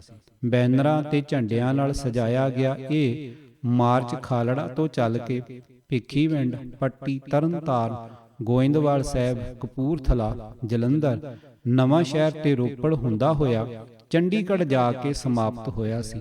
ਮਾਰਚ ਦਾ ਮੁੱਖ ਨਾਅਰਾ ਇਹ ਸੀ, ਪੰਜਾਬ ਮਸਲੇ ਦਾ ਹੱਲ ਕਰੋ, ਖਾੜਕੂਆਂ ਨਾਲ ਗੱਲ ਕਰੋ। ਇਸੇ ਤਹਿਤ ਭਾਈ ਜਸਵੰਤ ਸਿੰਘ ਦੀ ਅਗਵਾਈ ਹੇਠ ਪੰਜਾਂ ਵਰਕਰਾਂ ਦੇ ਜਥੇ ਨੇ ਪੱਟੀ ਵਿਖੇ 70 ਘੰਟੇ ਦੀ ਭੁੱਖ ਹੜਤਾਲ ਰੱਖੀ ਸੀ, ਜਿਸ ਵਿੱਚ ਇਹ ਮੁੱਖ ਮੰਗ ਰੱਖੀ ਗਈ ਸੀ ਕਿ ਝੂਠੇ ਮੁਕਾਬਲੇ ਬੰਦ ਕਰੋ, ਖਾੜਕੂਆਂ ਨਾਲ ਗੱਲ ਕਰੋ। ਉਸ ਵੇਲੇ ਆਈਡੀਪੀ ਨੇ ਇਹ ਸਿਧਾਂਤਕ ਪੋਜੀਸ਼ਨ ਲਈ ਸੀ ਕਿ ਪੰਜਾਬ ਨੂੰ ਪੂਰਨ ਖੁਦਮੁਖਤਿਆਰੀ ਦਿੱਤੀ ਜਾਵੇ ਅਤੇ ਯੂਰਪੀਅਨ ਯੂਨੀਅਨ ਦੀ ਤਰਜ਼ ਤੇ ਭਾਰਤ, ਕਸ਼ਮੀਰ ਤੇ ਪਾਕਿਸਤਾਨ ਦੀ ਕਨਫੈਡਰੇਸ਼ਨ ਬਣਾਈ ਜਾਵੇ। ਜਨਵਰੀ 1999 ਵਿੱਚ ਆਈਡੀਪੀ ਵੱਲੋਂ ਅੰਮ੍ਰਿਤਸਰ ਬੱਸ ਅੱਡੇ ਦੇ ਸਾਹਮਣੇ ਨਗਰ ਨਿਗਮ ਦੇ ਗੁਰੂ ਨਾਨਕ ਭਵਨ ਵਿੱਚ ਭਾਰਤ, ਪਾਕਿਸਤਾਨ, ਕਸ਼ਮੀਰ ਕਨਫੈਡਰੇਸ਼ਨ ਦੇ ਹੱਕ ਵਿੱਚ ਕਨਵੈਨਸ਼ਨ ਰੱਖੀ ਗਈ ਸੀ, ਜਿਸ ਵਿੱਚ ਲਾਹੌਰ ਤੋਂ ਮਨੁੱਖੀ ਹੱਕਾਂ ਲਈ ਲੜਨ ਵਾਲੀ ਪ੍ਰਸਿੱਧ ਵਕੀਲ ਆਸਮਾ ਜਹਾਂਗੀਰ ਅਤੇ ਪਾਕਿਸਤਾਨ ਟਾਈਮਜ਼ ਦੇ ਸੰਪਾਦਕ AR ਰਹਿਮਾਨ ਨੂੰ ਉਚੇਚਾ ਬੁਲਾਇਆ ਗਿਆ ਸੀ। ਪਰ ਅਚਾਨਕ ਅੰਮ੍ਰਿਤਸਰ ਵਿੱਚ ਕਰਫਿਊ ਲੱਗ ਜਾਣ ਕਰਕੇ ਇਹ ਕਨਵੈਨਸ਼ਨ ਮੁਲਤਵੀ ਕਰਨੀ ਪੈ ਗਈ ਸੀ। ਜਸਵੰਤ ਸਿੰਘ ਵੱਲੋਂ ਕਨਵੈਨਸ਼ਨ ਲਈ ਜਮ੍ਹਾਂ ਕਰਾਈ ਗਈ ਫੀਸ ਦਾ ਵੇਰਵਾ ਅਜੇ ਵੀ ਨਗਰ ਨਿਗਮ ਦੇ ਰਜਿਸਟਰ ਵਿੱਚ ਦਰਜ ਹੈ। ਸੀਆਰਪੀ ਖਿਲਾਫ ਮੋਰਚਾ। ਪੰਜਾਬ ਅੰਦਰ ਖਾੜਕੂ ਲਹਿਰ ਨੂੰ ਵਹਿਸ਼ੀ ਜ਼ਬਰ ਨਾਲ ਕੁਚਲਣ ਲਈ ਭਾਰਤੀ ਹਾਕਮਾਂ ਨੇ ਵੱਡੀ ਸੰਖਿਆ ਵਿੱਚ ਕੇਂਦਰੀ ਰਿਜ਼ਰਵ ਪੁਲਿਸ ਫੋਰਸ CRPF ਤੈਨਾਤ ਕਰ ਦਿੱਤੀ ਸੀ। ਜਿੱਥੇ ਵੀ ਕੋਈ ਥਾਂ ਖਾਲੀ ਦਿਸਦਾ ਸੀ, ਸਕੂਲਾਂ, ਕਾਲਜਾਂ, ਬੱਸ ਅੱਡਿਆਂ, ਕਚਹਿਰੀਆਂ, ਸਰਕਾਰੀ ਦਫ਼ਤਰਾਂ ਦੇ ਅਹਾਤਿਆਂ ਵਿੱਚ ਉੱਥੇ CRP ਦੇ ਠਿਕਾਣੇ ਬਣਾਏ ਗਏ ਸਨ। ਪੱਟੀ ਨੇੜੇ ਘਰਿਆਲਾ ਪਿੰਡ ਦੇ ਸਰਕਾਰੀ ਗਰਲਜ਼ ਹਾਈ ਸਕੂਲ ਦੀਆਂ ਗਰਾਊਂਡਾਂ ਵਿੱਚ ਵੀ CRP ਦਾ ਕੈਂਪ ਬਣਾਇਆ ਗਿਆ ਸੀ। CRP ਦੇ ਜਵਾਨ ਬਾਹਰ ਨਲਕੇ ਤੇ ਨਹਾਉਂਦੇ ਸਨ ਅਤੇ ਨਹਾਉਣ ਤੋਂ ਬਾਅਦ ਅੱਧ ਨੰਗੇ ਹੋ ਕੇ ਗਰਾਊਂਡ ਵਿੱਚ ਗੇੜੇ ਕੱਢਦੇ ਰਹਿੰਦੇ ਸਨ ਤੇ ਆਪਣੀ ਫਿਤਰਤ ਅਨੁਸਾਰ ਸਕੂਲ ਦੀਆਂ ਬੱਚੀਆਂ ਵੱਲ ਭੈੜੀਆਂ ਨਜ਼ਰਾਂ ਨਾਲ ਤੱਕਦੇ ਰਹਿੰਦੇ ਸਨ। ਕੁੜੀਆਂ ਇਸ ਅਸ਼ਲੀਲਤਾ ਤੋਂ ਤੰਗ ਆ ਗਈਆਂ ਸਨ ਅਤੇ ਉਹਨਾਂ ਹੌਕੇ ਲੈਂਦਿਆਂ ਆਪਣਾ ਦੁੱਖ ਮਾਪਿਆਂ ਅੱਗੇ ਰੋਇਆ। ਮਾਪਿਆਂ ਨੇ ਪੰਚਾਇਤ ਕੋਲ ਸ਼ਿਕਾਇਤ ਕੀਤੀ, ਪਰ ਉਸ ਵੇਲੇ ਪੰਚਾਇਤਾਂ ਹਕੂਮਤੀ ਦਹਿਸ਼ਤ ਦੇ ਦਾਅਵੇ ਹੇਠ ਸਨ ਅਤੇ ਪੁਲਿਸ ਦੀ ਬੁਰਸ਼ਾਗਰਦੀ ਦੇ ਖਿਲਾਫ ਬੋਲਣ ਦੀ ਜੁਰਤ ਕਰਨ ਵਾਲੇ ਵਿਰਲੇ ਹੀ ਵਿਅਕਤੀ ਸਨ। ਚਲਦੀ ਚਲਦੀ ਇਹ ਗੱਲ ਭਾਈ ਜਸਵੰਤ ਸਿੰਘ ਕੋਲ ਵੀ ਪਹੁੰਚ ਗਈ ਸੀ। ਪਿੰਡ ਅੰਦਰ ਉਸ ਦੇ ਕੁਝ ਨਿਡਰ ਸਾਥੀ ਸਨ ਜਿਹੜੇ ਹਰ ਸਰਗਰਮੀ ਵਿੱਚ ਉਸ ਦਾ ਦ੍ਰਿੜਤਾ ਤੇ ਅਡੋਲਤਾ ਨਾਲ ਸਾਥ ਦਿੰਦੇ ਸਨ। ਆਪਣੇ ਸਾਥੀਆਂ ਨਾਲ ਰਾਏ ਮਸ਼ਵਰਾ ਕਰਕੇ ਜਸਵੰਤ ਸਿੰਘ ਨੇ CRP ਨੂੰ ਸਕੂਲ ਵਿੱਚੋਂ ਬਾਹਰ ਕੱਢਣ ਲਈ ਮੋਰਚਾ ਲਾਉਣ ਦਾ ਫੈਸਲਾ ਕਰ ਲਿਆ ਸੀ। ਇਹ 1999 ਦੀ ਗੱਲ ਹੈ, ਜਦੋਂ ਮਾਝੇ ਅੰਦਰ ਖਾੜਕੂ ਲਹਿਰ ਦਾ ਪੂਰਾ ਦਬਦਬਾ ਸੀ ਅਤੇ ਸਰਕਾਰੀ ਹਥਿਆਰਬੰਦ ਤਾਕਤਾਂ ਖਾੜਕੂਆਂ ਦਾ ਭੈ ਮੰਨਣ ਲੱਗ ਪਈਆਂ ਸਨ। ਜਸਵੰਤ ਸਿੰਘ ਨੇ ਆਪਣੇ ਸਾਥੀਆਂ ਨਾਲ ਰਲ ਕੇ ਲੜਕੀਆਂ ਦੇ ਮਾਪਿਆਂ ਤੇ ਪਿੰਡ ਦੇ ਹੋਰਨਾਂ ਲੋਕਾਂ ਤੱਕ ਪਹੁੰਚ ਕੀਤੀ ਅਤੇ ਸਕੂਲ 'ਚੋਂ CRP ਦਾ ਕੈਂਪ ਉਠਾਉਣ ਲਈ ਲੋਕ ਰਾਏ ਲਾਮਬੰਦ ਕੀਤੀ। ਮਸਲਾ ਭਖਾਉਣ ਲਈ ਲੜਾਈ ਦਾ ਦਾਅ ਪੇਚ ਅਪਣਾਉਂਦਿਆਂ ਸਕੂਲ ਵਿੱਚ ਅਖੰਡ ਪਾਠ ਆਰੰਭ ਕਰ ਦਿੱਤਾ ਸੀ। ਮਸਲਾ ਵਾਧਾ ਦੇਖ ਕੇ CRP ਦੇ ਕਮਾਂਡਰ ਕੈਂਪ ਨੂੰ ਨਾਲ ਲੱਗਦੇ ਮਾਤਾ ਦੇ ਮੰਦਰ ਵਿੱਚ ਲਿਜਾਣ ਲਈ ਰਜ਼ਾਮੰਦ ਹੋ ਗਏ, ਜਿਸ ਸਦਕਾ ਜਿੱਤ ਦੇ ਮਾਹੌਲ ਵਿੱਚ ਅਖੰਡ ਪਾਠ ਦੇ ਭੋਗ ਤੇ ਲੋਕਾਂ ਦਾ ਪ੍ਰਭਾਵਸ਼ਾਲੀ ਇਕੱਠ ਹੋ ਗਿਆ ਸੀ। CRP ਦੇ ਸਿਪਾਹੀ ਭਾਈ ਜਸਵੰਤ ਸਿੰਘ ਉੱਤੇ ਦੰਦੀਆਂ ਕਰੀਚ ਰਹੇ ਸਨ। ਉਹਨਾਂ ਨੇ ਪਿੰਡ ਦੇ ਲੋਕਾਂ ਨੂੰ ਜਸਵੰਤ ਸਿੰਘ ਦੇ ਵਿਰੁੱਧ ਕਰਨ ਲਈ ਇਹ ਗੱਲ ਚਲਾਉਣ ਦੀ ਕੋਸ਼ਿਸ਼ ਕੀਤੀ ਸੀ ਕਿ ਕੁੜੀਆਂ ਘਰਿਆਲੇ ਪਿੰਡ ਦੀਆਂ ਹਨ ਤੇ ਬੇਗਾਨੇ ਪਿੰਡ ਦੇ ਇਸ ਬੰਦੇ ਦੀਆਂ ਇਹ ਕੀ ਲੱਗਦੀਆਂ ਹਨ। ਭੋਗ ਮੌਕੇ ਲੋਕਾਂ ਦੇ ਇਕੱਠ ਨੂੰ ਸੰਬੋਧਨ ਕਰਦਿਆਂ ਭਾਈ ਜਸਵੰਤ ਸਿੰਘ ਨੇ ਥੋੜਾ ਹਟਵਾਂ ਹੋ ਕੇ ਖੜੇ ਤੇ ਉਸ ਦੇ ਬੋਲਾਂ ਨੂੰ ਕੰਨ ਲਾ ਕੇ ਸੁਣ ਰਹੇ ਸੀਆਰਪੀ ਦੇ ਕਰਿੰਦਿਆਂ ਨੂੰ ਮੁਖਾਤਬ ਹੁੰਦਿਆਂ ਗਰਜਵੀਂ ਆਵਾਜ਼ ਵਿੱਚ ਕਿਹਾ ਸੀ ਕਿ ਤੁਸੀਂ ਪੁੱਛ ਰਹੇ ਹੋ ਕਿ ਇਹ ਕੁੜੀਆਂ ਮੇਰੀਆਂ ਕੀ ਲੱਗਦੀਆਂ ਹਨ। ਮੈਂ ਤੁਹਾਨੂੰ ਮੋੜਵਾਂ ਸਵਾਲ ਕਰਦਾ ਹਾਂ ਕਿ ਭਲਾ ਦ੍ਰੌਪਦੀ ਕ੍ਰਿਸ਼ਨ ਦੀ ਕੀ ਲੱਗਦੀ ਸੀ। ਕ੍ਰਿਸ਼ਨ ਸਾਹਮਣੇ ਮਸਲਾ ਔਰਤ ਦੀ ਰੁਲ ਰਹੀ ਪੱਤ ਦੀ ਰੱਖਿਆ ਕਰਨ ਦਾ ਸੀ। ਇੱਥੇ ਇਹਨਾਂ ਕੁੜੀਆਂ ਨਾਲ ਵੀ ਮੇਰਾ ਇਹੀ ਰਿਸ਼ਤਾ ਹੈ। ਇਹ ਸੁਣ ਕੇ ਸੀਆਰਪੀ ਦੇ ਜਵਾਨਾਂ ਨੇ ਸ਼ਰਮਿੰਦੇ ਹੋ ਕੇ ਨੀਵੀਆਂ ਪਾ ਲਈਆਂ ਸਨ। ਭਾਈ ਜਸਵੰਤ ਸਿੰਘ ਦੇ ਹੌਸਲੇ ਤੇ ਜੋਸ਼ੀਲੇ ਬੋਲਾਂ ਤੋਂ ਉਤਸ਼ਾਹਤ ਹੋ ਕੇ ਭੋਗ ਪੈਣ ਤੋਂ ਬਾਅਦ ਜੈਕਾਰੇ ਗੁਜਾਉਂਦੀਆਂ ਬੱਚੀਆਂ ਨੇ ਸਕੂਲ ਵਿੱਚ ਬਣਾਏ ਸੀਆਰਪੀ ਦੇ ਮੋਰਚਿਆਂ ਉੱਤੇ ਧਾਵਾ ਬੋਲ ਦਿੱਤਾ ਸੀ ਅਤੇ ਪਲਾਂ ਵਿੱਚ ਹੀ ਸਾਰੇ ਮੋਰਚੇ ਢਾਹ ਕੇ ਧਰਤੀ ਵਿੱਚ ਮਿਲਾ ਦਿੱਤੇ ਸਨ। ਹਕੂਮਤੀ ਜ਼ਬਰ ਤੇ ਦਹਿਸ਼ਤ ਦੇ ਉਸ ਕਾਲੇ ਦੌਰ ਵਿੱਚ ਸਮੁੱਚੇ ਪੰਜਾਬ ਅੰਦਰ ਇਹ ਆਪਣੀ ਕਿਸਮ ਦੀ ਇੱਕੋ ਇੱਕ ਘਟਨਾ ਸੀ ਜਦੋਂ ਸੀਆਰਪੀ ਨੂੰ ਸ਼ਰੇਆਮ ਲੋਕਾਂ ਸਾਹਮਣੇ ਜਲੀਲ ਹੋ ਕੇ ਪਿੱਛੇ ਹਟਣਾ ਪਿਆ ਸੀ। ਇਸੇ ਤਰ੍ਹਾਂ ਪੱਟੀ ਕਾਲਜ ਦਾ ਹੋਸਟਲ ਵੀ ਸੀਆਰਪੀ ਨੇ ਮੱਲਿਆ ਹੋਇਆ ਸੀ। ਜਸਵੰਤ ਸਿੰਘ ਨੇ ਕਾਲਜ ਦੇ ਆਪਣੀ ਜਾਣ ਪਛਾਣ ਵਾਲੇ ਵਿਦਿਆਰਥੀਆਂ ਨੂੰ ਇਹ ਮਸਲਾ ਪ੍ਰਿੰਸੀਪਲ ਕੋਲ ਉਠਾਉਣ ਦੀ ਸਲਾਹ ਦਿੱਤੀ ਸੀ। ਜਦੋਂ ਵਿਦਿਆਰਥੀਆਂ ਨੇ ਇਸ ਬਾਰੇ ਪ੍ਰਿੰਸੀਪਲ ਨਾਲ ਗੱਲ ਕੀਤੀ ਤਾਂ ਉਸ ਨੇ ਇਹ ਬਹਾਨਾ ਲਾਇਆ ਕਿਉਂਕਿ ਹੋਸਟਲ ਵਿੱਚ ਕੋਈ ਵਿਦਿਆਰਥੀ ਨਹੀਂ ਰਹਿੰਦਾ, ਜਿਸ ਕਰਕੇ ਸਾਡੇ ਕੋਲ ਸੀਆਰਪੀ ਨੂੰ ਮਨਾ ਕਰਨ ਦੀ ਕੋਈ ਵਾਜਬ ਵਜ੍ਹਾ ਨਹੀਂ ਹੈ। ਜਸਵੰਤ ਸਿੰਘ ਨੇ ਵਿਦਿਆਰਥੀਆਂ ਨੂੰ ਸਲਾਹ ਦਿੱਤੀ ਕਿ ਉਹ ਪ੍ਰਿੰਸੀਪਲ ਨੂੰ ਹੋਸਟਲ ਵਿੱਚ ਰਹਿਣ ਲਈ ਦਰਖਾਸਤਾਂ ਦੇ ਦੇਣ। ਵਿਦਿਆਰਥੀਆਂ ਨੇ ਇਸੇ ਤਰ੍ਹਾਂ ਹੀ ਕੀਤਾ, ਜਿਸ ਨਾਲ ਪ੍ਰਿੰਸੀਪਲ ਨੂੰ ਸੀਆਰਪੀ ਕੋਲੋਂ ਹੋਸਟਲ ਖਾਲੀ ਕਰਾਉਣਾ ਪੈ ਗਿਆ ਸੀ। ਉਪਰੋਕਤ ਘਟਨਾਵਾਂ ਤੋਂ ਪਤਾ ਲੱਗਦਾ ਹੈ ਕਿ ਭਾਈ ਜਸਵੰਤ ਸਿੰਘ ਭਾਰਤੀ ਰਾਜ ਨਾਲ ਸਿੱਖਾਂ ਦੀ ਦੁਸ਼ਮਣਾਨਾ ਵਿਰੋਧਤਾਈ ਬਾਰੇ ਕਿਸ ਹੱਦ ਤੱਕ ਚੇਤੰਨ ਤੇ ਸਪਸ਼ਟ ਸੀ ਅਤੇ ਜ਼ਾਲਮ ਭਾਰਤੀ ਸਟੇਟ ਦੀਆਂ ਜ਼ਾਲਮ ਸੰਸਥਾਵਾਂ ਪ੍ਰਤੀ ਉਸ ਦੇ ਮਨ ਅੰਦਰ ਕਿੰਨੀ ਤਿੱਖੀ ਨਫ਼ਰਤ ਸੀ। ਕੌਮੀ ਸੰਘਰਸ਼ ਲੜਨ ਲਈ ਇਹ ਨਫ਼ਰਤ ਅਤਿ ਜ਼ਰੂਰੀ ਹੁੰਦੀ ਹੈ।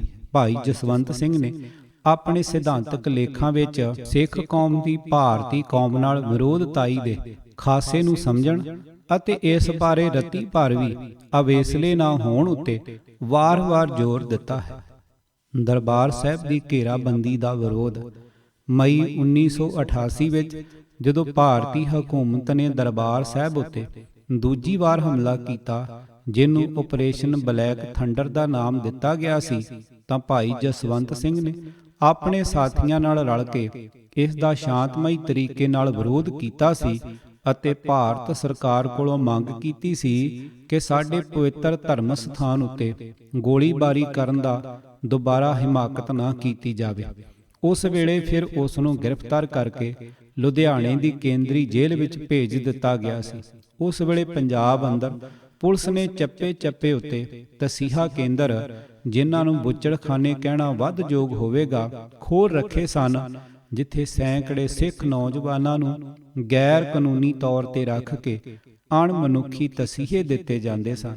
ਭਾਈ ਜਸਵੰਤ ਸਿੰਘ ਨੇ ਜਸਟਿਸ ਅਜੀਤ ਸਿੰਘ ਬੈਂਸ ਨਾਲ ਰਲ ਕੇ 1999 ਵਿੱਚ ਭਾਰਤ ਸਰਕਾਰ ਦੇ ਇਸ ਗੈਰ ਕਾਨੂੰਨੀ, ਗੈਰ ਜਮਹੂਰੀ ਤੇ ਅਣਮਨੁੱਖੀ ਕਰਮ ਵਿਰੁੱਧ ਅੰਮ੍ਰਿਤਸਰ ਸ਼ਹਿਰ ਵਿੱਚ ਪੁਰ-ਅਮਨ ਰੋਸ ਮਾਰਚ ਕਰਨ ਦਾ ਯਤਨ ਕੀਤਾ, ਪਰ ਉਸ ਨੂੰ ਗ੍ਰਿਫਤਾਰ ਕਰਕੇ ਪੁਲਿਸ ਥਾਣੇ ਵਿੱਚ ਬੰਦ ਕਰ ਦਿੱਤਾ ਗਿਆ ਸੀ। ਜੂਨ 1984 ਤੋਂ ਬਾਅਦ ਸ੍ਰੀ ਦਰਬਾਰ ਸਾਹਿਬ ਦੀ ਪਹਿਲਾਂ ਭਾਰਤੀ ਫੌਜ ਤੇ ਫਿਰ ਸੀਆਰਪੀਐਫ ਨੇ ਪੱਕੀ ਘੇਰਾਬੰਦੀ ਕਰ ਰੱਖੀ ਹੋਈ ਸੀ। ਦਰਬਾਰ ਸਾਹਿਬ ਦੇ ਦਰਸ਼ਨ ਇਸ਼ਨਾਨ ਕਰਨ ਦੇ ਅਭਿਲਾਖੀ ਸ਼ਰਧਾਲੂਆਂ ਨੂੰ ਲਗਾਤਾਰ ਤੰਗ ਤੇ ਜਲੀਲ ਕੀਤਾ ਜਾਂਦਾ ਸੀ। ਖਾਸ ਕਰਕੇ ਜੂਨ ਮਹੀਨੇ ਦੇ ਪਹਿਲੇ ਹਫ਼ਤੇ ਸਿੱਖ ਸ਼ਰਧਾਲੂਆਂ ਨੂੰ ਦਰਬਾਰ ਸਾਹਿਬ ਦੇ ਅੰਦਰ ਜਾਣ ਤੋਂ ਸਖਤੀ ਨਾਲ ਮਨ੍ਹਾ ਕੀਤਾ ਜਾਂਦਾ ਸੀ, ਤਾਂ ਜੋ ਸਿੱਖ ਭਾਰਤੀ ਫੌਜ ਦੇ ਹਮਲੇ ਵਿਰੁੱਧ ਰੋਸ ਪ੍ਰਗਟ ਕਰਨ ਲਈ ਸ੍ਰੀ ਅਕਾਲ ਤਖ਼ਤ ਸਾਹਿਬ ਵਿਖੇ ਇਕੱਤਰ ਨਾ ਹੋ ਸਕਣ। ਭਾਈ ਜਸਵੰਤ ਸਿੰਘ ਨੇ ਆਪਣੇ ਸਾਥੀਆਂ ਨਾਲ ਰਲ ਕੇ ਸਿੱਖਾਂ ਨੂੰ ਪੁਰ ਅਮਰ ਤਰੀਕੇ ਨਾਲ ਰੋਸ ਪ੍ਰਗਟ ਕਰਨ ਤੋਂ ਰੋਕਣ ਦੇ ਇਸ ਗੈਰ ਜਮਹੂਰੀ ਕਰਮ ਦਾ ਵਿਰੋਧ ਕੀਤਾ, ਜਿਸ ਬਦਲੇ ਉਸ ਨੂੰ 2 ਵਾਰ, ਪਹਿਲਾਂ ਜੂਨ 1999 ਤੇ ਫਿਰ ਜੂਨ 1990 ਵਿੱਚ ਗ੍ਰਿਫਤਾਰ ਕਰ ਲਿਆ ਗਿਆ ਸੀ। 6 ਜੂਨ 1990 ਨੂੰ ਜਦ ਭਾਈ ਜਸਵੰਤ ਸਿੰਘ ਆਪਣੇ ਸਾਥੀਆਂ ਸਮੇਤ ਦਰਬਾਰ ਸਾਹਿਬ ਕੰਪਲੈਕਸ ਦੇ ਅੰਦਰ ਫੰਕਸ਼ਨ ਕਰਨ ਲਈ ਦਰਸ਼ਨੀ ਡਿਓੜੀ ਲਾਗੇ ਪਹੁੰਚੇ ਤਾਂ ਉੱਥੋਂ ਭਾਰੀ ਗਿਣਤੀ ਵਿੱਚ ਤਾਇਨਾਤ ਕੀਤੀ ਪੁਲਿਸ ਨੇ ਉਸ ਨੂੰ ਗ੍ਰਿਫਤਾਰ ਕਰਕੇ ਅੰਮ੍ਰਿਤਸਰ ਦੀ ਜੇਲ੍ਹ ਵਿੱਚ ਬੰਦ ਕਰ ਦਿੱਤਾ ਸੀ। ਇਸ ਤਰੀਕੇ ਨਾਲ 1990 ਤੱਕ ਪੁਲਿਸ ਨੇ ਭਾਈ ਜਸਵੰਤ ਸਿੰਘ ਖਾਲੜਾ ਨੂੰ ਰਾਜਸੀ ਆਧਾਰ ਤੇ ਤਕਰੀਬਨ 10 ਵਾਰ ਗ੍ਰਿਫਤਾਰ ਕੀਤਾ। 5 ਵਾਰੀ ਤਾਂ ਪੁਲਿਸ ਨੇ ਅਦਾਲਤੀ ਕਾਰਵਾਈ ਦੀ ਰਸਮ ਪੂਰੀ ਕਰਨ ਦੀ ਲੋੜ ਵੀ ਨਹੀਂ ਸਮਝੀ। 5 ਮੌਕਿਆਂ ਤੇ ਉਸ ਨੂੰ ਗ੍ਰਿਫਤਾਰ ਕਰਕੇ ਅਦਾਲਤ ਵਿੱਚ ਪੇਸ਼ ਕੀਤਾ ਗਿਆ, ਪਰ ਪੁਲਿਸ ਕਿਸੇ ਵੀ ਵਾਰ ਉਸ ਉੱਤੇ ਲਾਏ ਦੋਸ਼ ਸਾਬਤ ਨਾ ਕਰ ਸਕੀ। 11 ਅਗਸਤ 1990 ਨੂੰ ਅਮਰੀਕਾ ਦਾ ਰਾਜਦੂਤ ਸਿੱਖ ਸਮੱਸਿਆ ਨੂੰ ਸਮਝਣ ਦੇ ਇਰਾਦੇ ਨਾਲ ਅੰਮ੍ਰਿਤਸਰ ਆਇਆ ਸੀ, ਪਰ ਉਸ ਦਿਨ ਭਾਈ ਜਸਵੰਤ ਸਿੰਘ ਨੂੰ ਉਸ ਦੇ 20 ਕੁ ਸਾਥੀਆਂ ਸਮੇਤ ਦਿਨ ਚੜ੍ਹਨ ਤੋਂ ਪਹਿਲਾਂ ਹੀ ਘਰਾਂ ਤੋਂ ਗ੍ਰਿਫਤਾਰ ਕਰ ਲਿਆ ਗਿਆ ਸੀ। ਸਰਕਾਰ ਨੂੰ ਡਰ ਸੀ ਕਿ ਉਹ ਅਮਰੀਕੀ ਰਾਜਦੂਤ ਨੂੰ ਮਿਲ ਕੇ ਸਰਕਾਰੀ ਸੁਰੱਖਿਆ ਫੋਰਸਾਂ ਵੱਲੋਂ ਸਿੱਖਾਂ ਉੱਤੇ ਢਾਹੇ ਜਾ ਰਹੇ ਜ਼ੁਲਮਾਂ ਦੀ ਦਾਸਤਾਨ ਬਿਆਨ ਕਰਨਗੇ। ਇਸੇ ਦੌਰਾਨ ਭਾਈ ਜਸਵੰਤ ਸਿੰਘ ਖਾਲੜਾ ਏਸ਼ੀਆ ਦੇ ਸਭ ਤੋਂ ਵੱਡੇ ਸਹਿਕਾਰੀ ਬੈਂਕ ਅੰਮ੍ਰਿਤਸਰ ਕੇਂਦਰੀ ਸਹਿਕਾਰੀ ਬੈਂਕ ਦੀ 1988 ਵਿੱਚ ਹੋਈ ਪਹਿਲੀ ਚੋਣ ਵਿੱਚ ਡਾਇਰੈਕਟਰ ਚੁਣਿਆ ਗਿਆ ਸੀ। ਇਸ ਬੈਂਕ ਦੇ ਬਹੁਤ ਸਾਰੇ ਡਾਇਰੈਕਟਰਾਂ ਨੂੰ ਪੁਲਿਸ ਨੇ ਖਾੜਕੂ ਲਹਿਰ ਨਾਲ ਸਬੰਧਾਂ ਦੇ ਸ਼ੱਕ ਵਿੱਚ ਗ੍ਰਿਫਤਾਰ ਕਰਕੇ ਉਹਨਾਂ ਉੱਤੇ ਬੇਤਹਾਸ਼ਾ ਤਸ਼ੱਦਦ ਕੀਤਾ ਅਤੇ ਕਈਆਂ ਨੂੰ ਤਾਂ ਵਹਿਸ਼ੀ ਤਸੀਹੇ ਦੇਣ ਤੋਂ ਬਾਅਦ ਬੇਰਹਿਮੀ ਨਾਲ ਕਤਲ ਕਰ ਦਿੱਤਾ ਸੀ। ਮਾਝਾ ਖੇਤਰ ਦਾ ਇੱਕ ਪ੍ਰਸਿੱਧ ਖਾੜਕੂ ਭਾਈ ਸੀਤਲ ਸਿੰਘ ਇਸ ਬੈਂਕ ਦਾ ਵਾਈਸ ਚੇਅਰਮੈਨ ਸੀ, ਜਿਸ ਨੂੰ ਬਾਅਦ ਵਿੱਚ ਪੁਲਿਸ ਨੇ ਕਈ ਘੰਟਿਆਂ ਤੱਕ ਚੱਲੇ ਇੱਕ ਮੁਕਾਬਲੇ ਵਿੱਚ ਸ਼ਹੀਦ ਕਰ ਦਿੱਤਾ ਸੀ। ਇਸ ਸਮੇਂ ਦੌਰਾਨ ਭਾਈ ਜਸਵੰਤ ਸਿੰਘ ਨੇ ਸਰਕਾਰੀ ਜ਼ਬਰ ਦਾ ਵਿਰੋਧ ਕਰਨ ਲਈ ਦਮਨ ਵਿਰੋਧੀ ਫਰੰਟ ਪੰਜਾਬ ਨਾਂ ਦਾ ਇੱਕ ਜਮਹੂਰੀ ਮੰਚ ਬਣਾਇਆ ਅਤੇ ਇਸ ਵੱਲੋਂ ਜ਼ਬਰ ਦੇ ਹਰ ਮਾਮਲੇ ਖਿਲਾਫ ਬੇਖੌਫ ਆਵਾਜ਼ ਬੁਲੰਦ ਕਰਨ ਤੇ ਅਮਲੀ ਰੂਪ ਵਿੱਚ ਜਥੇਬੰਦਕ ਸੰਘਰਸ਼ ਕਰਨ ਦਾ ਉਦਮ ਕੀਤਾ ਜਾਂਦਾ ਸੀ। ਸਰਹੱਦੀ ਖੇਤਰ ਦੇ ਲੋਕਾਂ ਦੀ ਬਾਂਹ ਫੜੀ। ਭਾਰਤ ਦੀ ਪਾਕਿਸਤਾਨ ਨਾਲ ਲੱਗਦੀ ਸਰਹੱਦ ਨੇੜੇ ਵਸਦੇ ਲੋਕਾਂ, ਖਾਸ ਕਰਕੇ ਕਿਸਾਨ ਭਾਈਚਾਰੇ ਨੂੰ ਲਗਾਤਾਰ ਭਾਰੀ ਮੁਸ਼ਕਲਾਂ ਦਾ ਸਾਹਮਣਾ ਕਰਨਾ ਪੈਂਦਾ ਹੈ। ਕਿਸਾਨ ਸਰਹੱਦ ਨਾਲ ਲੱਗਦੇ ਖੇਤਾਂ ਵਿੱਚ ਨਾ ਡੰਗਰਾਂ ਲਈ ਚਾਰਾ ਬੀਜ ਸਕਦੇ ਹਨ, ਨਾ ਆਪਣੇ ਖੇਤਾਂ ਦੀ ਸਾਂਭ ਸੰਭਾਲ ਕਰ ਸਕਦੇ ਹਨ। ਸਰਹੱਦ ਉੱਤੇ ਤਾਇਨਾਤ BSF ਵੱਲੋਂ ਕਿਸਾਨਾਂ ਨੂੰ ਬੇਵਜ੍ਹਾ ਤੰਗ ਪਰੇਸ਼ਾਨ ਕੀਤਾ ਜਾਂਦਾ ਹੈ। ਉਹਨਾਂ ਦੀ ਵਾਰ-ਵਾਰ ਚੈਕਿੰਗ ਕੀਤੀ ਜਾਂਦੀ ਹੈ। ਜਦੋਂ ਜੀ ਚਾਹੇ ਬੇਵਜ੍ਹਾ ਤਲਾਸ਼ੀਆਂ ਲਈਆਂ ਜਾਂਦੀਆਂ ਹਨ।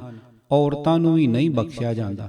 ਜਦੋਂ ਸਰਹੱਦ ਉੱਤੇ ਸਿਆਸੀ ਵਜ੍ਹਾ ਕਰਕੇ ਤਣਾਅ ਪੈਦਾ ਹੋ ਜਾਂਦਾ ਹੈ ਤਾਂ ਸਰਹੱਦੀ ਖੇਤਰ ਦੇ ਲੋਕਾਂ ਦਾ ਜਿਉਣਾ ਦੁੱਭਰ ਕਰ ਦਿੱਤਾ ਜਾਂਦਾ ਹੈ।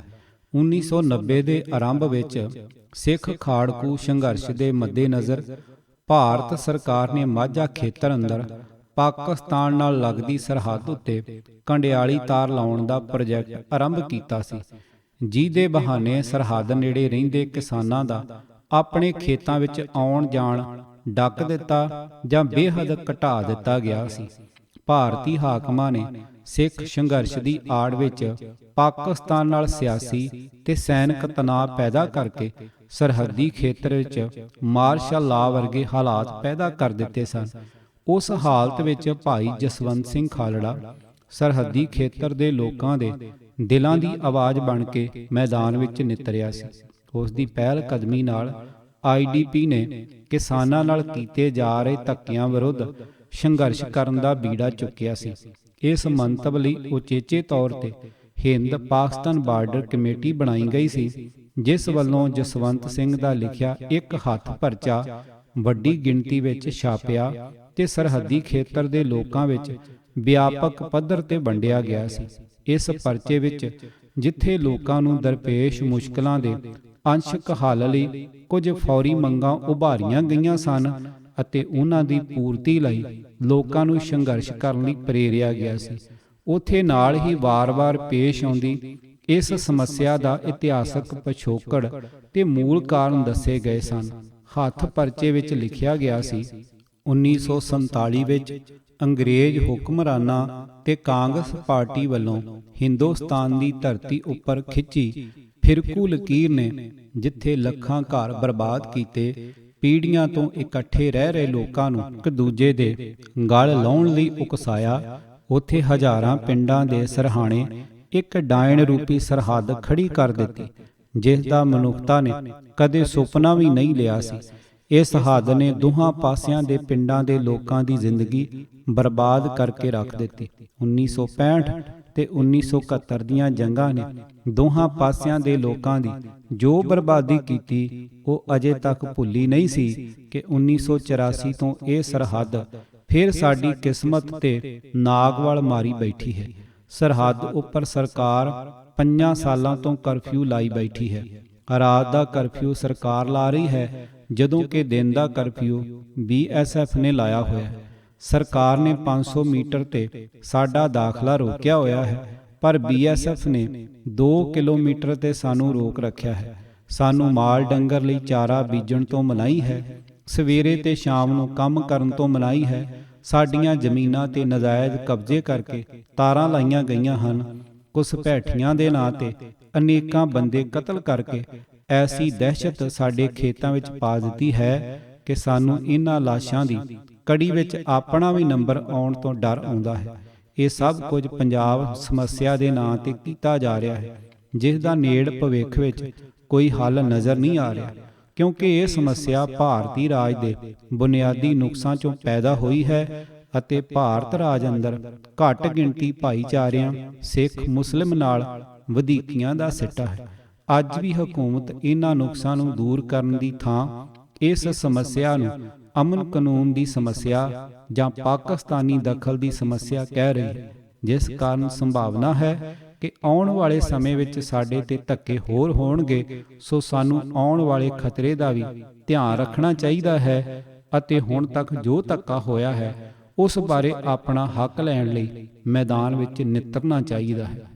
ਇਸ ਰੌਸ਼ਨੀ ਵਿੱਚ ਹੱਥ ਪਰਚੇ ਵਿੱਚ ਜਿੱਥੇ ਕੁਝ ਠੋਸ ਮੰਗਾਂ ਪੇਸ਼ ਕੀਤੀਆਂ ਗਈਆਂ ਸਨ, ਉੱਥੇ ਨਾਲ ਹੀ ਲੋਕਾਂ ਨੂੰ ਇਸ ਗੱਲੋਂ ਵੀ ਸੁਚੇਤ ਕੀਤਾ ਗਿਆ ਸੀ ਕਿ ਪਰ ਜਦੋਂ ਇਹਨਾਂ ਮੰਗਾਂ ਵਿੱਚੋਂ ਇਹ ਵਿਚਾਰ ਨਹੀਂ ਬਣਾਉਣਾ ਚਾਹੀਦਾ ਕਿ ਅਸੀਂ ਸਰਹੱਦ ਤੇ ਲੱਗੀ ਇਸ ਚੰਦਰੀ ਤਾਰ ਨੂੰ ਆਪਣੀ ਧਰਤੀ ਤੇ ਹਿੱਕ ਤੇ ਸਦਾ ਲੱਗੀ ਰਹਿਣ ਦੇਣਾ ਚਾਹੁੰਦੇ ਹਾਂ ਅਤੇ ਆਪਣੀ ਮਾਂ ਧਰਤੀ ਉੱਪਰ ਕੋਈ ਸੁਰੱਖਿਆ ਪੱਟੀ ਜਾਂ ਮੋਰਚਾਬੰਦੀ ਨੂੰ ਸਦਾ ਲਈ ਮਾਨਤਾ ਦਿੰਦੇ ਹਾਂ।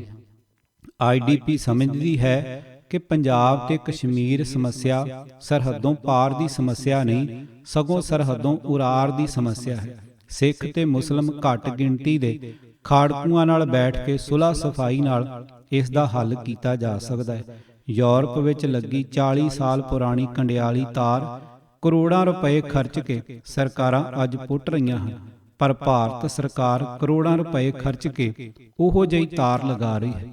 ਭਾਰਤ ਸਰਕਾਰ ਨੂੰ ਚਾਹੀਦਾ ਹੈ ਕਿ ਪਾਕਿਸਤਾਨ ਨਾਲ ਜੰਗ ਦੀ ਤਿਆਰੀ ਕਰਨ ਦੀ ਥਾਂ ਉਸ ਵੱਲ ਦੋਸਤੀ ਦਾ ਹੱਥ ਵਧਾਏ ਅਤੇ ਭਾਰਤ ਪਾਕਿਸਤਾਨ ਮਹਾਸੰਘ ਕਾਇਮ ਕਰਕੇ ਸਾਡਾ ਇਸ ਸਰਹੱਦ ਤੋਂ ਪੱਕਾ ਖਹਿੜਾ ਛੁਡਾਵੇ।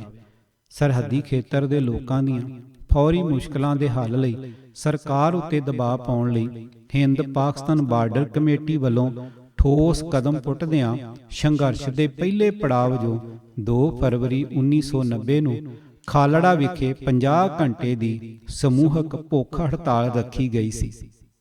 1991 ਦੀਆਂ ਚੋਣਾਂ। 1990 ਵਿੱਚ ਸ੍ਰੀ ਚੰਦਰ ਸ਼ੇਖਰ ਪ੍ਰਧਾਨ ਮੰਤਰੀ ਬਣੇ ਤਾਂ ਉਸ ਨੇ ਸਿੱਖ ਖਾੜਕੂਆਂ ਨਾਲ ਸੁਲ੍ਹਾ ਸਫਾਈ ਕਰਨ ਲਈ ਉਹਨਾਂ ਨਾਲ ਗੱਲਬਾਤ ਦਾ ਸਿਲਸਿਲਾ ਸ਼ੁਰੂ ਕੀਤਾ। ਉਹ ਖਾੜਕੂਆਂ ਨੂੰ ਚੋਣਾਂ ਦਾ ਚੋਗਾ ਸੁੱਟ ਕੇ ਉਹਨਾਂ ਨੂੰ ਹਥਿਆਰਬੰਦ ਸੰਘਰਸ਼ ਦੇ ਰਾਹ ਤੋਂ ਮੋੜ ਕੇ ਭਾਰਤ ਦੀ ਮੁੱਖ ਧਾਰਾ ਵਿੱਚ ਸ਼ਾਮਲ ਕਰਨ ਦੀ ਯੁੱਧ ਨੀਤਕ ਸਮਝ ਰੱਖਦਾ ਸੀ।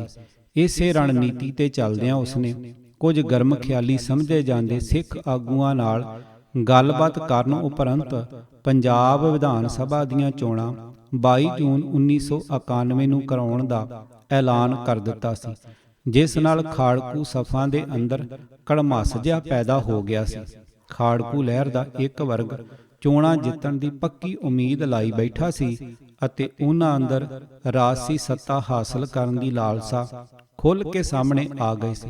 ਕੁਝ ਖਾੜਕੂ ਆਗੂ ਵੀ ਇਸ ਮਸਲੇ ਤੇ ਅਸਪਸ਼ਟਤਾ ਤੇ ਡਾਵਾਡੋਲਤਾ ਦਿਖਾ ਰਹੇ ਸਨ। ਸੱਤਾ ਦੇ ਲੋਭੀ ਰਾਜਸੀ ਤੱਤਾਂ ਅੰਦਰ ਖਾੜਕੂਆਂ ਦੀ ਹਮਾਇਤ ਹਾਸਲ ਕਰਨ ਲਈ ਮੁਕਾਬਲਾ ਦੌੜ ਸ਼ੁਰੂ ਹੋ ਗਈ ਸੀ। ਕਾਂਗਰਸ ਪਾਰਟੀ ਨੇ ਸਪਸ਼ਟ ਹਾਰ ਨੂੰ ਦੇਖਦੇ ਹੋਏ ਚੋਣਾਂ ਵਿੱਚ ਹਿੱਸਾ ਨਾ ਲੈਣ ਦਾ ਫੈਸਲਾ ਕਰ ਲਿਆ ਸੀ। ਚੋਣਾਂ ਦਾ ਬਾਈਕਾਟ ਕਰਨ ਦਾ ਅਡੋਲ ਸਿਧਾਂਤਕ ਪੈਂਤੜਾ ਅਪਣਾਉਣ ਵਾਲੀ ਖਾੜਕੂ ਧਿਰ ਨੇ ਬਾਈਕਾਟ ਨੂੰ ਸਫਲ ਬਣਾਉਣ ਲਈ ਕੁਝ ਚੋਣਵੇਂ ਉਮੀਦਵਾਰਾਂ ਨੂੰ ਮਾਰਨਾ ਸ਼ੁਰੂ ਕਰ ਦਿੱਤਾ ਸੀ, ਜਿਸ ਨਾਲ ਖਾੜਕੂ ਲਹਿਰ ਅੰਦਰ ਆਪਸੀ ਖਾਨਾ ਜੰਗੀ ਛਿੜ ਪੈਣ ਦਾ ਖਤਰਾ ਸਾਫ਼ ਦਿਖਣ ਲੱਗ ਗਿਆ ਸੀ। ਪਰ ਹੋਇਆ ਇਹ ਕਿ ਚੋਣਾਂ ਦੀ ਤਰੀਕ ਤੋਂ 2 ਦਿਨ ਪਹਿਲਾਂ ਹੀ ਕਾਂਗਰਸ ਪਾਰਟੀ ਨੇ ਚੰਦਰ ਸ਼ੇਖਰ ਦੀ ਸਰਕਾਰ ਨੂੰ ਨਾਟਕੀ ਢੰਗ ਨਾਲ ਡੇਗ ਦਿੱਤਾ ਸੀ ਅਤੇ ਕਾਂਗਰਸ ਪਾਰਟੀ ਦੇ PV ਨਰਸਿਮਹਾ ਰਾਓ ਨੇ ਪ੍ਰਧਾਨ ਮੰਤਰੀ ਦਾ ਆਸਣ ਗ੍ਰਹਿਣ ਕਰ ਲਿਆ ਸੀ।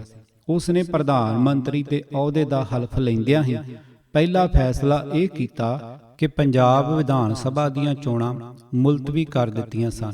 ਇਹ ਐਲਾਨ ਵੋਟਾਂ ਪੈਣ ਤੋਂ ਕੇਵਲ 30 ਘੰਟੇ ਪਹਿਲਾਂ ਕੀਤਾ ਗਿਆ ਸੀ। ਇੰਡੀਆ ਟੂਡੇ ਨਾਂ ਦੇ ਸਿੱਖ ਵਿਰੋਧੀ ਪੰਦਰਵਾੜਾ ਰਸਾਲੇ ਨੇ ਚੋਣਾਂ ਮੁਲਤਵੀ ਕਰਨ ਦੇ ਫੈਸਲੇ ਉੱਤੇ ਦੁੱਖ ਜ਼ਾਹਰ ਕਰਦਿਆਂ ਲਿਖਿਆ ਸੀ, ਚੰਦਰ ਸ਼ੇਖਰ ਦੇ ਚੋਣਾਂ ਕਰਾਉਣ ਦੇ ਫੈਸਲੇ ਨੇ ਸਿੱਖ ਖਾੜਕੂਆਂ ਅੰਦਰ ਖਿਲਾਰਾ ਪਾ ਦਿੱਤਾ ਸੀ। ਚੋਣਾਂ ਮੁਲਤਵੀ ਕਰਨ ਦਾ ਇਹ ਨੁਕਸਾਨ ਹੋਇਆ ਹੈ ਕਿ ਇਸ ਨਾਲ ਖਾੜਕੂਆਂ ਨੂੰ ਆਪਸੀ ਮਤਭੇਦ ਦੂਰ ਕਰਨ ਦਾ ਸਮਾਂ ਮਿਲ ਗਿਆ ਹੈ। ਉਸ ਵੇਲੇ ਜਸਵੰਤ ਸਿੰਘ ਖਾਲੜਾ IDP ਨਾਲ ਰਲ ਕੇ ਹੀ ਕੰਮ ਕਰਦਾ ਸੀ। IDP ਦਾ ਉਹਨਾਂ ਚੋਣਾਂ ਬਾਰੇ ਪੈਂਤੜਾ ਇਹ ਸੀ ਕਿ ਇਹ ਚੋਣਾਂ ਪੰਜਾਬ ਮਸਲੇ ਰਾਏ ਸ਼ੁਮਾਰੀ ਦੇ ਤੁੱਲ ਹੀ ਹੋਣਗੀਆਂ, ਜਿਸ ਵਿੱਚ ਇੱਕ ਪਾਸੇ ਭਾਰਤੀ ਰਾਜ ਦੀ ਪਿੱਠ ਪੂਰ ਰਹੀਆਂ ਪਾਰਟੀਆਂ ਕਾਂਗਰਸ, ਭਾਰਤੀ ਜਨਤਾ ਪਾਰਟੀ ਤੇ ਦੋਨੋਂ ਕਮਿਊਨਿਸਟ ਪਾਰਟੀਆਂ ਅਤੇ ਦੂਜੇ ਬੰਨੇ ਸਿੱਖ ਜਥੇਬੰਦੀਆਂ ਹੋਣਗੀਆਂ। IDP ਨੇ ਇਹਨਾਂ ਦੋ ਵਿਰੋਧੀ ਤਾਕਤਾਂ ਦੀ ਆਮੋ ਸਾਹਮਣੇ ਦੀ ਲੜਾਈ ਦੌਰਾਨ ਸਿੱਖ ਜਥੇਬੰਦੀਆਂ ਦੀ ਹਮਾਇਤ ਕਰਨ ਦਾ ਫੈਸਲਾ ਲਿਆ ਸੀ। ਪਰ ਜਦੋਂ ਇਸ ਨੇ ਅਮਲ ਦੇ ਮੈਦਾਨ ਅੰਦਰ ਸਿੱਖ ਜਥੇਬੰਦੀਆਂ ਵਿਚਕਾਰ ਆਪਸੀ ਖਿੱਚੋਤਾਣ ਹੁੰਦੀ ਦੇਖੀ ਅਤੇ ਸਿੱਖ ਸਟੂਡੈਂਟਸ ਫੈਡਰੇਸ਼ਨ ਦੇ ਆਗੂਆਂ ਅੰਦਰ ਮੁੱਖ ਮੰਤਰੀ ਬਣਨ ਦੀ ਦੌੜ ਲੱਗੀ ਦੇਖੀ ਤਾਂ IDP ਨੂੰ ਭਾਰੀ ਮਾਯੂਸੀ ਹੋਈ। ਸਿੱਖ ਸਟੂਡੈਂਟ ਫੈਡਰੇਸ਼ਨ ਦੇ ਇੱਕ ਧੜੇ ਦੇ ਪ੍ਰਧਾਨ ਭਾਈ ਮਨਜੀਤ ਸਿੰਘ ਨੇ ਮੁੱਖ ਮੰਤਰੀ ਪਦ ਦਾ ਦਾਅਵਾ ਜਤਾਉਂਦਿਆਂ ਆਪਣੇ 65 ਤੋਂ ਵੱਧ ਉਮੀਦਵਾਰ ਖੜੇ ਕਰਨ ਦਾ ਇੱਕ ਤਰਫਾ ਐਲਾਨ ਕਰ ਦਿੱਤਾ ਸੀ। ਉਸ ਵਕਤ ਇਹ ਗੱਲ ਗੁੱਝੀ ਨਹੀਂ ਰਹੀ ਸੀ ਕਿ ਭਾਈ ਮਨਜੀਤ ਸਿੰਘ ਨੂੰ ਪੰਥਕ ਕਮੇਟੀ ਮੈਂਬਰ ਬਾਬਾ ਗੁਰਬਚਨ ਸਿੰਘ ਮਾਣੋਚਾਲ ਦੀ ਹਮਾਇਤ ਹਾਸਲ ਸੀ। ਅਪ੍ਰੈਲ ਦੇ ਆਖਰੀ ਹਫ਼ਤੇ ਭਾਈ ਜਸਵੰਤ ਸਿੰਘ ਖਾਲੜਾ ਨੇ ਅੰਮ੍ਰਿਤਸਰ ਜ਼ਿਲ੍ਹੇ ਅੰਦਰ ਇੱਕ ਜਗ੍ਹਾ ਤੇ IDP ਦੇ ਵਰਕਰਾਂ ਨੂੰ ਸੰਬੋਧਨ ਕਰਦਿਆਂ ਹੋਇਆਂ ਸਪਸ਼ਟ ਕਹਿ ਦਿੱਤਾ ਸੀ ਕਿ ਜਿਹੜੇ ਸਿੱਖ ਆਗੂਆਂ ਦੀ ਕਹਿਣੀ ਤੇ ਕਰਨੀ ਵਿਚਕਾਰ ਜ਼ਮੀਨ ਅਸਮਾਨ ਦਾ ਫਰਕ ਹੈ, IDP ਉਹਨਾਂ ਲੋਕਾਂ ਦੀ ਕਦਾਚਿਤ ਮਦਦ ਨਹੀਂ ਕਰ ਸਕਦੀ।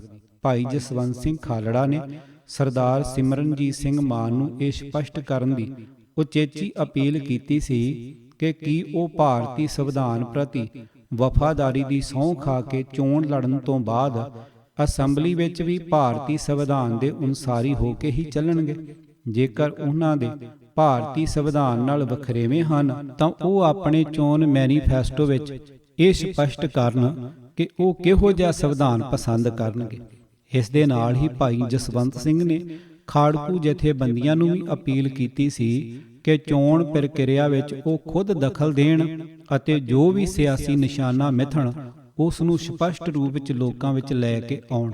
ਭਾਈ ਖਾਲੜਾ ਨੇ ਖਾੜਕੂ ਜਥੇਬੰਦੀਆਂ ਨੂੰ ਇਹ ਪੁਰਜ਼ੋਰ ਅਪੀਲ ਕੀਤੀ ਸੀ ਕਿ ਜਿਹੜੇ ਲੋਕ ਉਹਨਾਂ ਦੇ ਨਾਂ ਤੇ ਚੋਣਾਂ ਲੜਨ ਦੇ ਦਾਅਵੇ ਕਰ ਰਹੇ ਹਨ ਉਹਨਾਂ ਦੀ ਅਸਲੀਅਤ ਲੋਕਾਂ ਸਾਹਮਣੇ ਰੱਖੀ ਜਾਵੇ ਤਾਂ ਜੋ ਖਾੜਕੂ ਜਥੇਬੰਦੀਆਂ ਦਾ ਲੋਕਾਂ ਅੰਦਰ ਅਕਸ ਖਰਾਬ ਨਾ ਹੋਵੇ।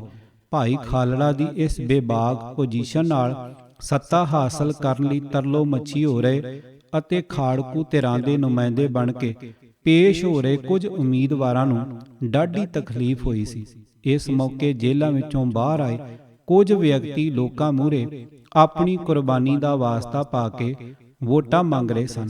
ਭਾਈ ਜਸਵੰਤ ਸਿੰਘ ਖਾਲੜਾ ਨੂੰ ਇਹ ਗੱਲ ਬਹੁਤ ਚੁਭੀ ਸੀ ਅਤੇ ਉਸਨੇ ਅਜਿਹੇ ਲੋਕਾਂ ਨੂੰ ਸਿੱਧਾ ਸਵਾਲ ਕੀਤਾ ਸੀ ਕਿ ਕੀ ਉਹ ਵੋਟਰਾਂ ਤੋਂ ਆਪਣੀ ਉਸ ਕੁਰਬਾਨੀ ਦੀ ਕੀਮਤ ਵਸੂਲਣ ਆ ਰਹੇ ਹਨ। ਗੈਰ ਸੰਜੀਦਾ ਸਿਆਸਤਦਾਨਾਂ ਨੂੰ ਤਾੜਨਾ ਕਰਦਿਆਂ ਭਾਈ ਖਾਲੜਾ ਨੇ ਕਿਹਾ ਸੀ ਕਿ ਉਹ ਕੰਧ ਉੱਤੇ ਲਿਖਿਆ ਪੜ੍ਹ ਲੈਣ, ਜਿਸ ਮੁਤਾਬਕ ਪੰਜਾਬ ਅਤੇ ਸਿੱਖ ਭਾਈਚਾਰੇ ਉੱਪਰ ਜੂਨ ਮਹੀਨੇ ਵਿੱਚ ਭਾਰਤੀ ਹਾਕਮਾਂ ਵੱਲੋਂ ਹੋਰ ਵੱਡਾ ਕਹਿਰ ਢਾਉਣ ਦੀਆਂ ਤਿਆਰੀਆਂ ਸਪਸ਼ਟ ਨਜ਼ਰ ਆ ਰਹੀਆਂ ਸਨ। ਭਾਈ ਖਾਲੜਾ ਨੇ ਦੁਖੀ ਮਨ ਨਾਲ ਕਿਹਾ ਸੀ ਕਿ ਲੋਕਾਂ ਦਾ ਵੱਡਾ ਘਾਣ ਹੋਣ ਵਾਲਾ ਹੈ ਤੇ ਲੋਭੀ ਲੀਡਰਾਂ ਨੂੰ ਆਪਣੀਆਂ ਗੱਦੀਆਂ ਦੀ ਪਈ ਹੋਈ ਹੈ। ਉਸ ਨੇ ਬੇਬਾਕ ਐਲਾਨ ਕੀਤਾ ਸੀ ਕਿ ਉਹਨਾਂ ਦੀ ਪਾਰਟੀ IDP ਚੋਣਾਂ ਜਿੱਤਣ ਦੀ ਝਾਕ ਛੱਡ ਕੇ ਪੰਜਾਬ ਦੀ ਰਾਜਨੀਤੀ ਅੰਦਰ ਆ ਰਹੇ ਨਵੇਂ ਮੋੜਾਂ ਤੋਂ ਲੋਕਾਂ ਨੂੰ ਸੁਚੇਤ ਕਰਨ ਲਈ ਚੋਣਾਂ ਦੌਰਾਨ ਲੋਕਾਂ ਨੂੰ ਭਵਿੱਖ ਵਿੱਚ ਆਉਣ ਵਾਲੀਆਂ ਮੁਸੀਬਤਾਂ ਬਾਰੇ ਖਬਰਦਾਰ ਕਰਨ ਲਈ ਵਿਆਪਕ ਪ੍ਰਚਾਰ ਮੁਹਿੰਮ ਚਲਾਏਗੀ। ਕਿਤਾਬ ਸ਼ਹੀਦ ਜਸਵੰਤ ਸਿੰਘ ਖਾਲੜਾ ਸੋਚ, ਸੰਘਰਸ਼ ਤੇ ਸ਼ਹਾਦਤ, ਲੇਖਕ ਅਜਮੇਰ ਸਿੰਘ, ਆਵਾਜ਼ ਭਾਈ ਗੁਰਜੰਟ ਸਿੰਘ ਰੂਪੋਵਾਲੀ, ਭਾਗ 4, ਕਾਮਰੇਡੀ ਤੋਂ ਸਿੱਖੀ ਵੱਲ ਮੋੜਾ। ਪੂਰੀ ਕਿਤਾਬ ਸੁਣਨ ਲਈ Gurjant Singh Rupowali YouTube channel subscribe ਕਰੋ। ਵਾਹਿਗੁਰੂ ਜੀ ਕਾ ਖਾਲਸਾ, ਵਾਹਿਗੁਰੂ ਜੀ ਕੀ ਫਤਿਹ।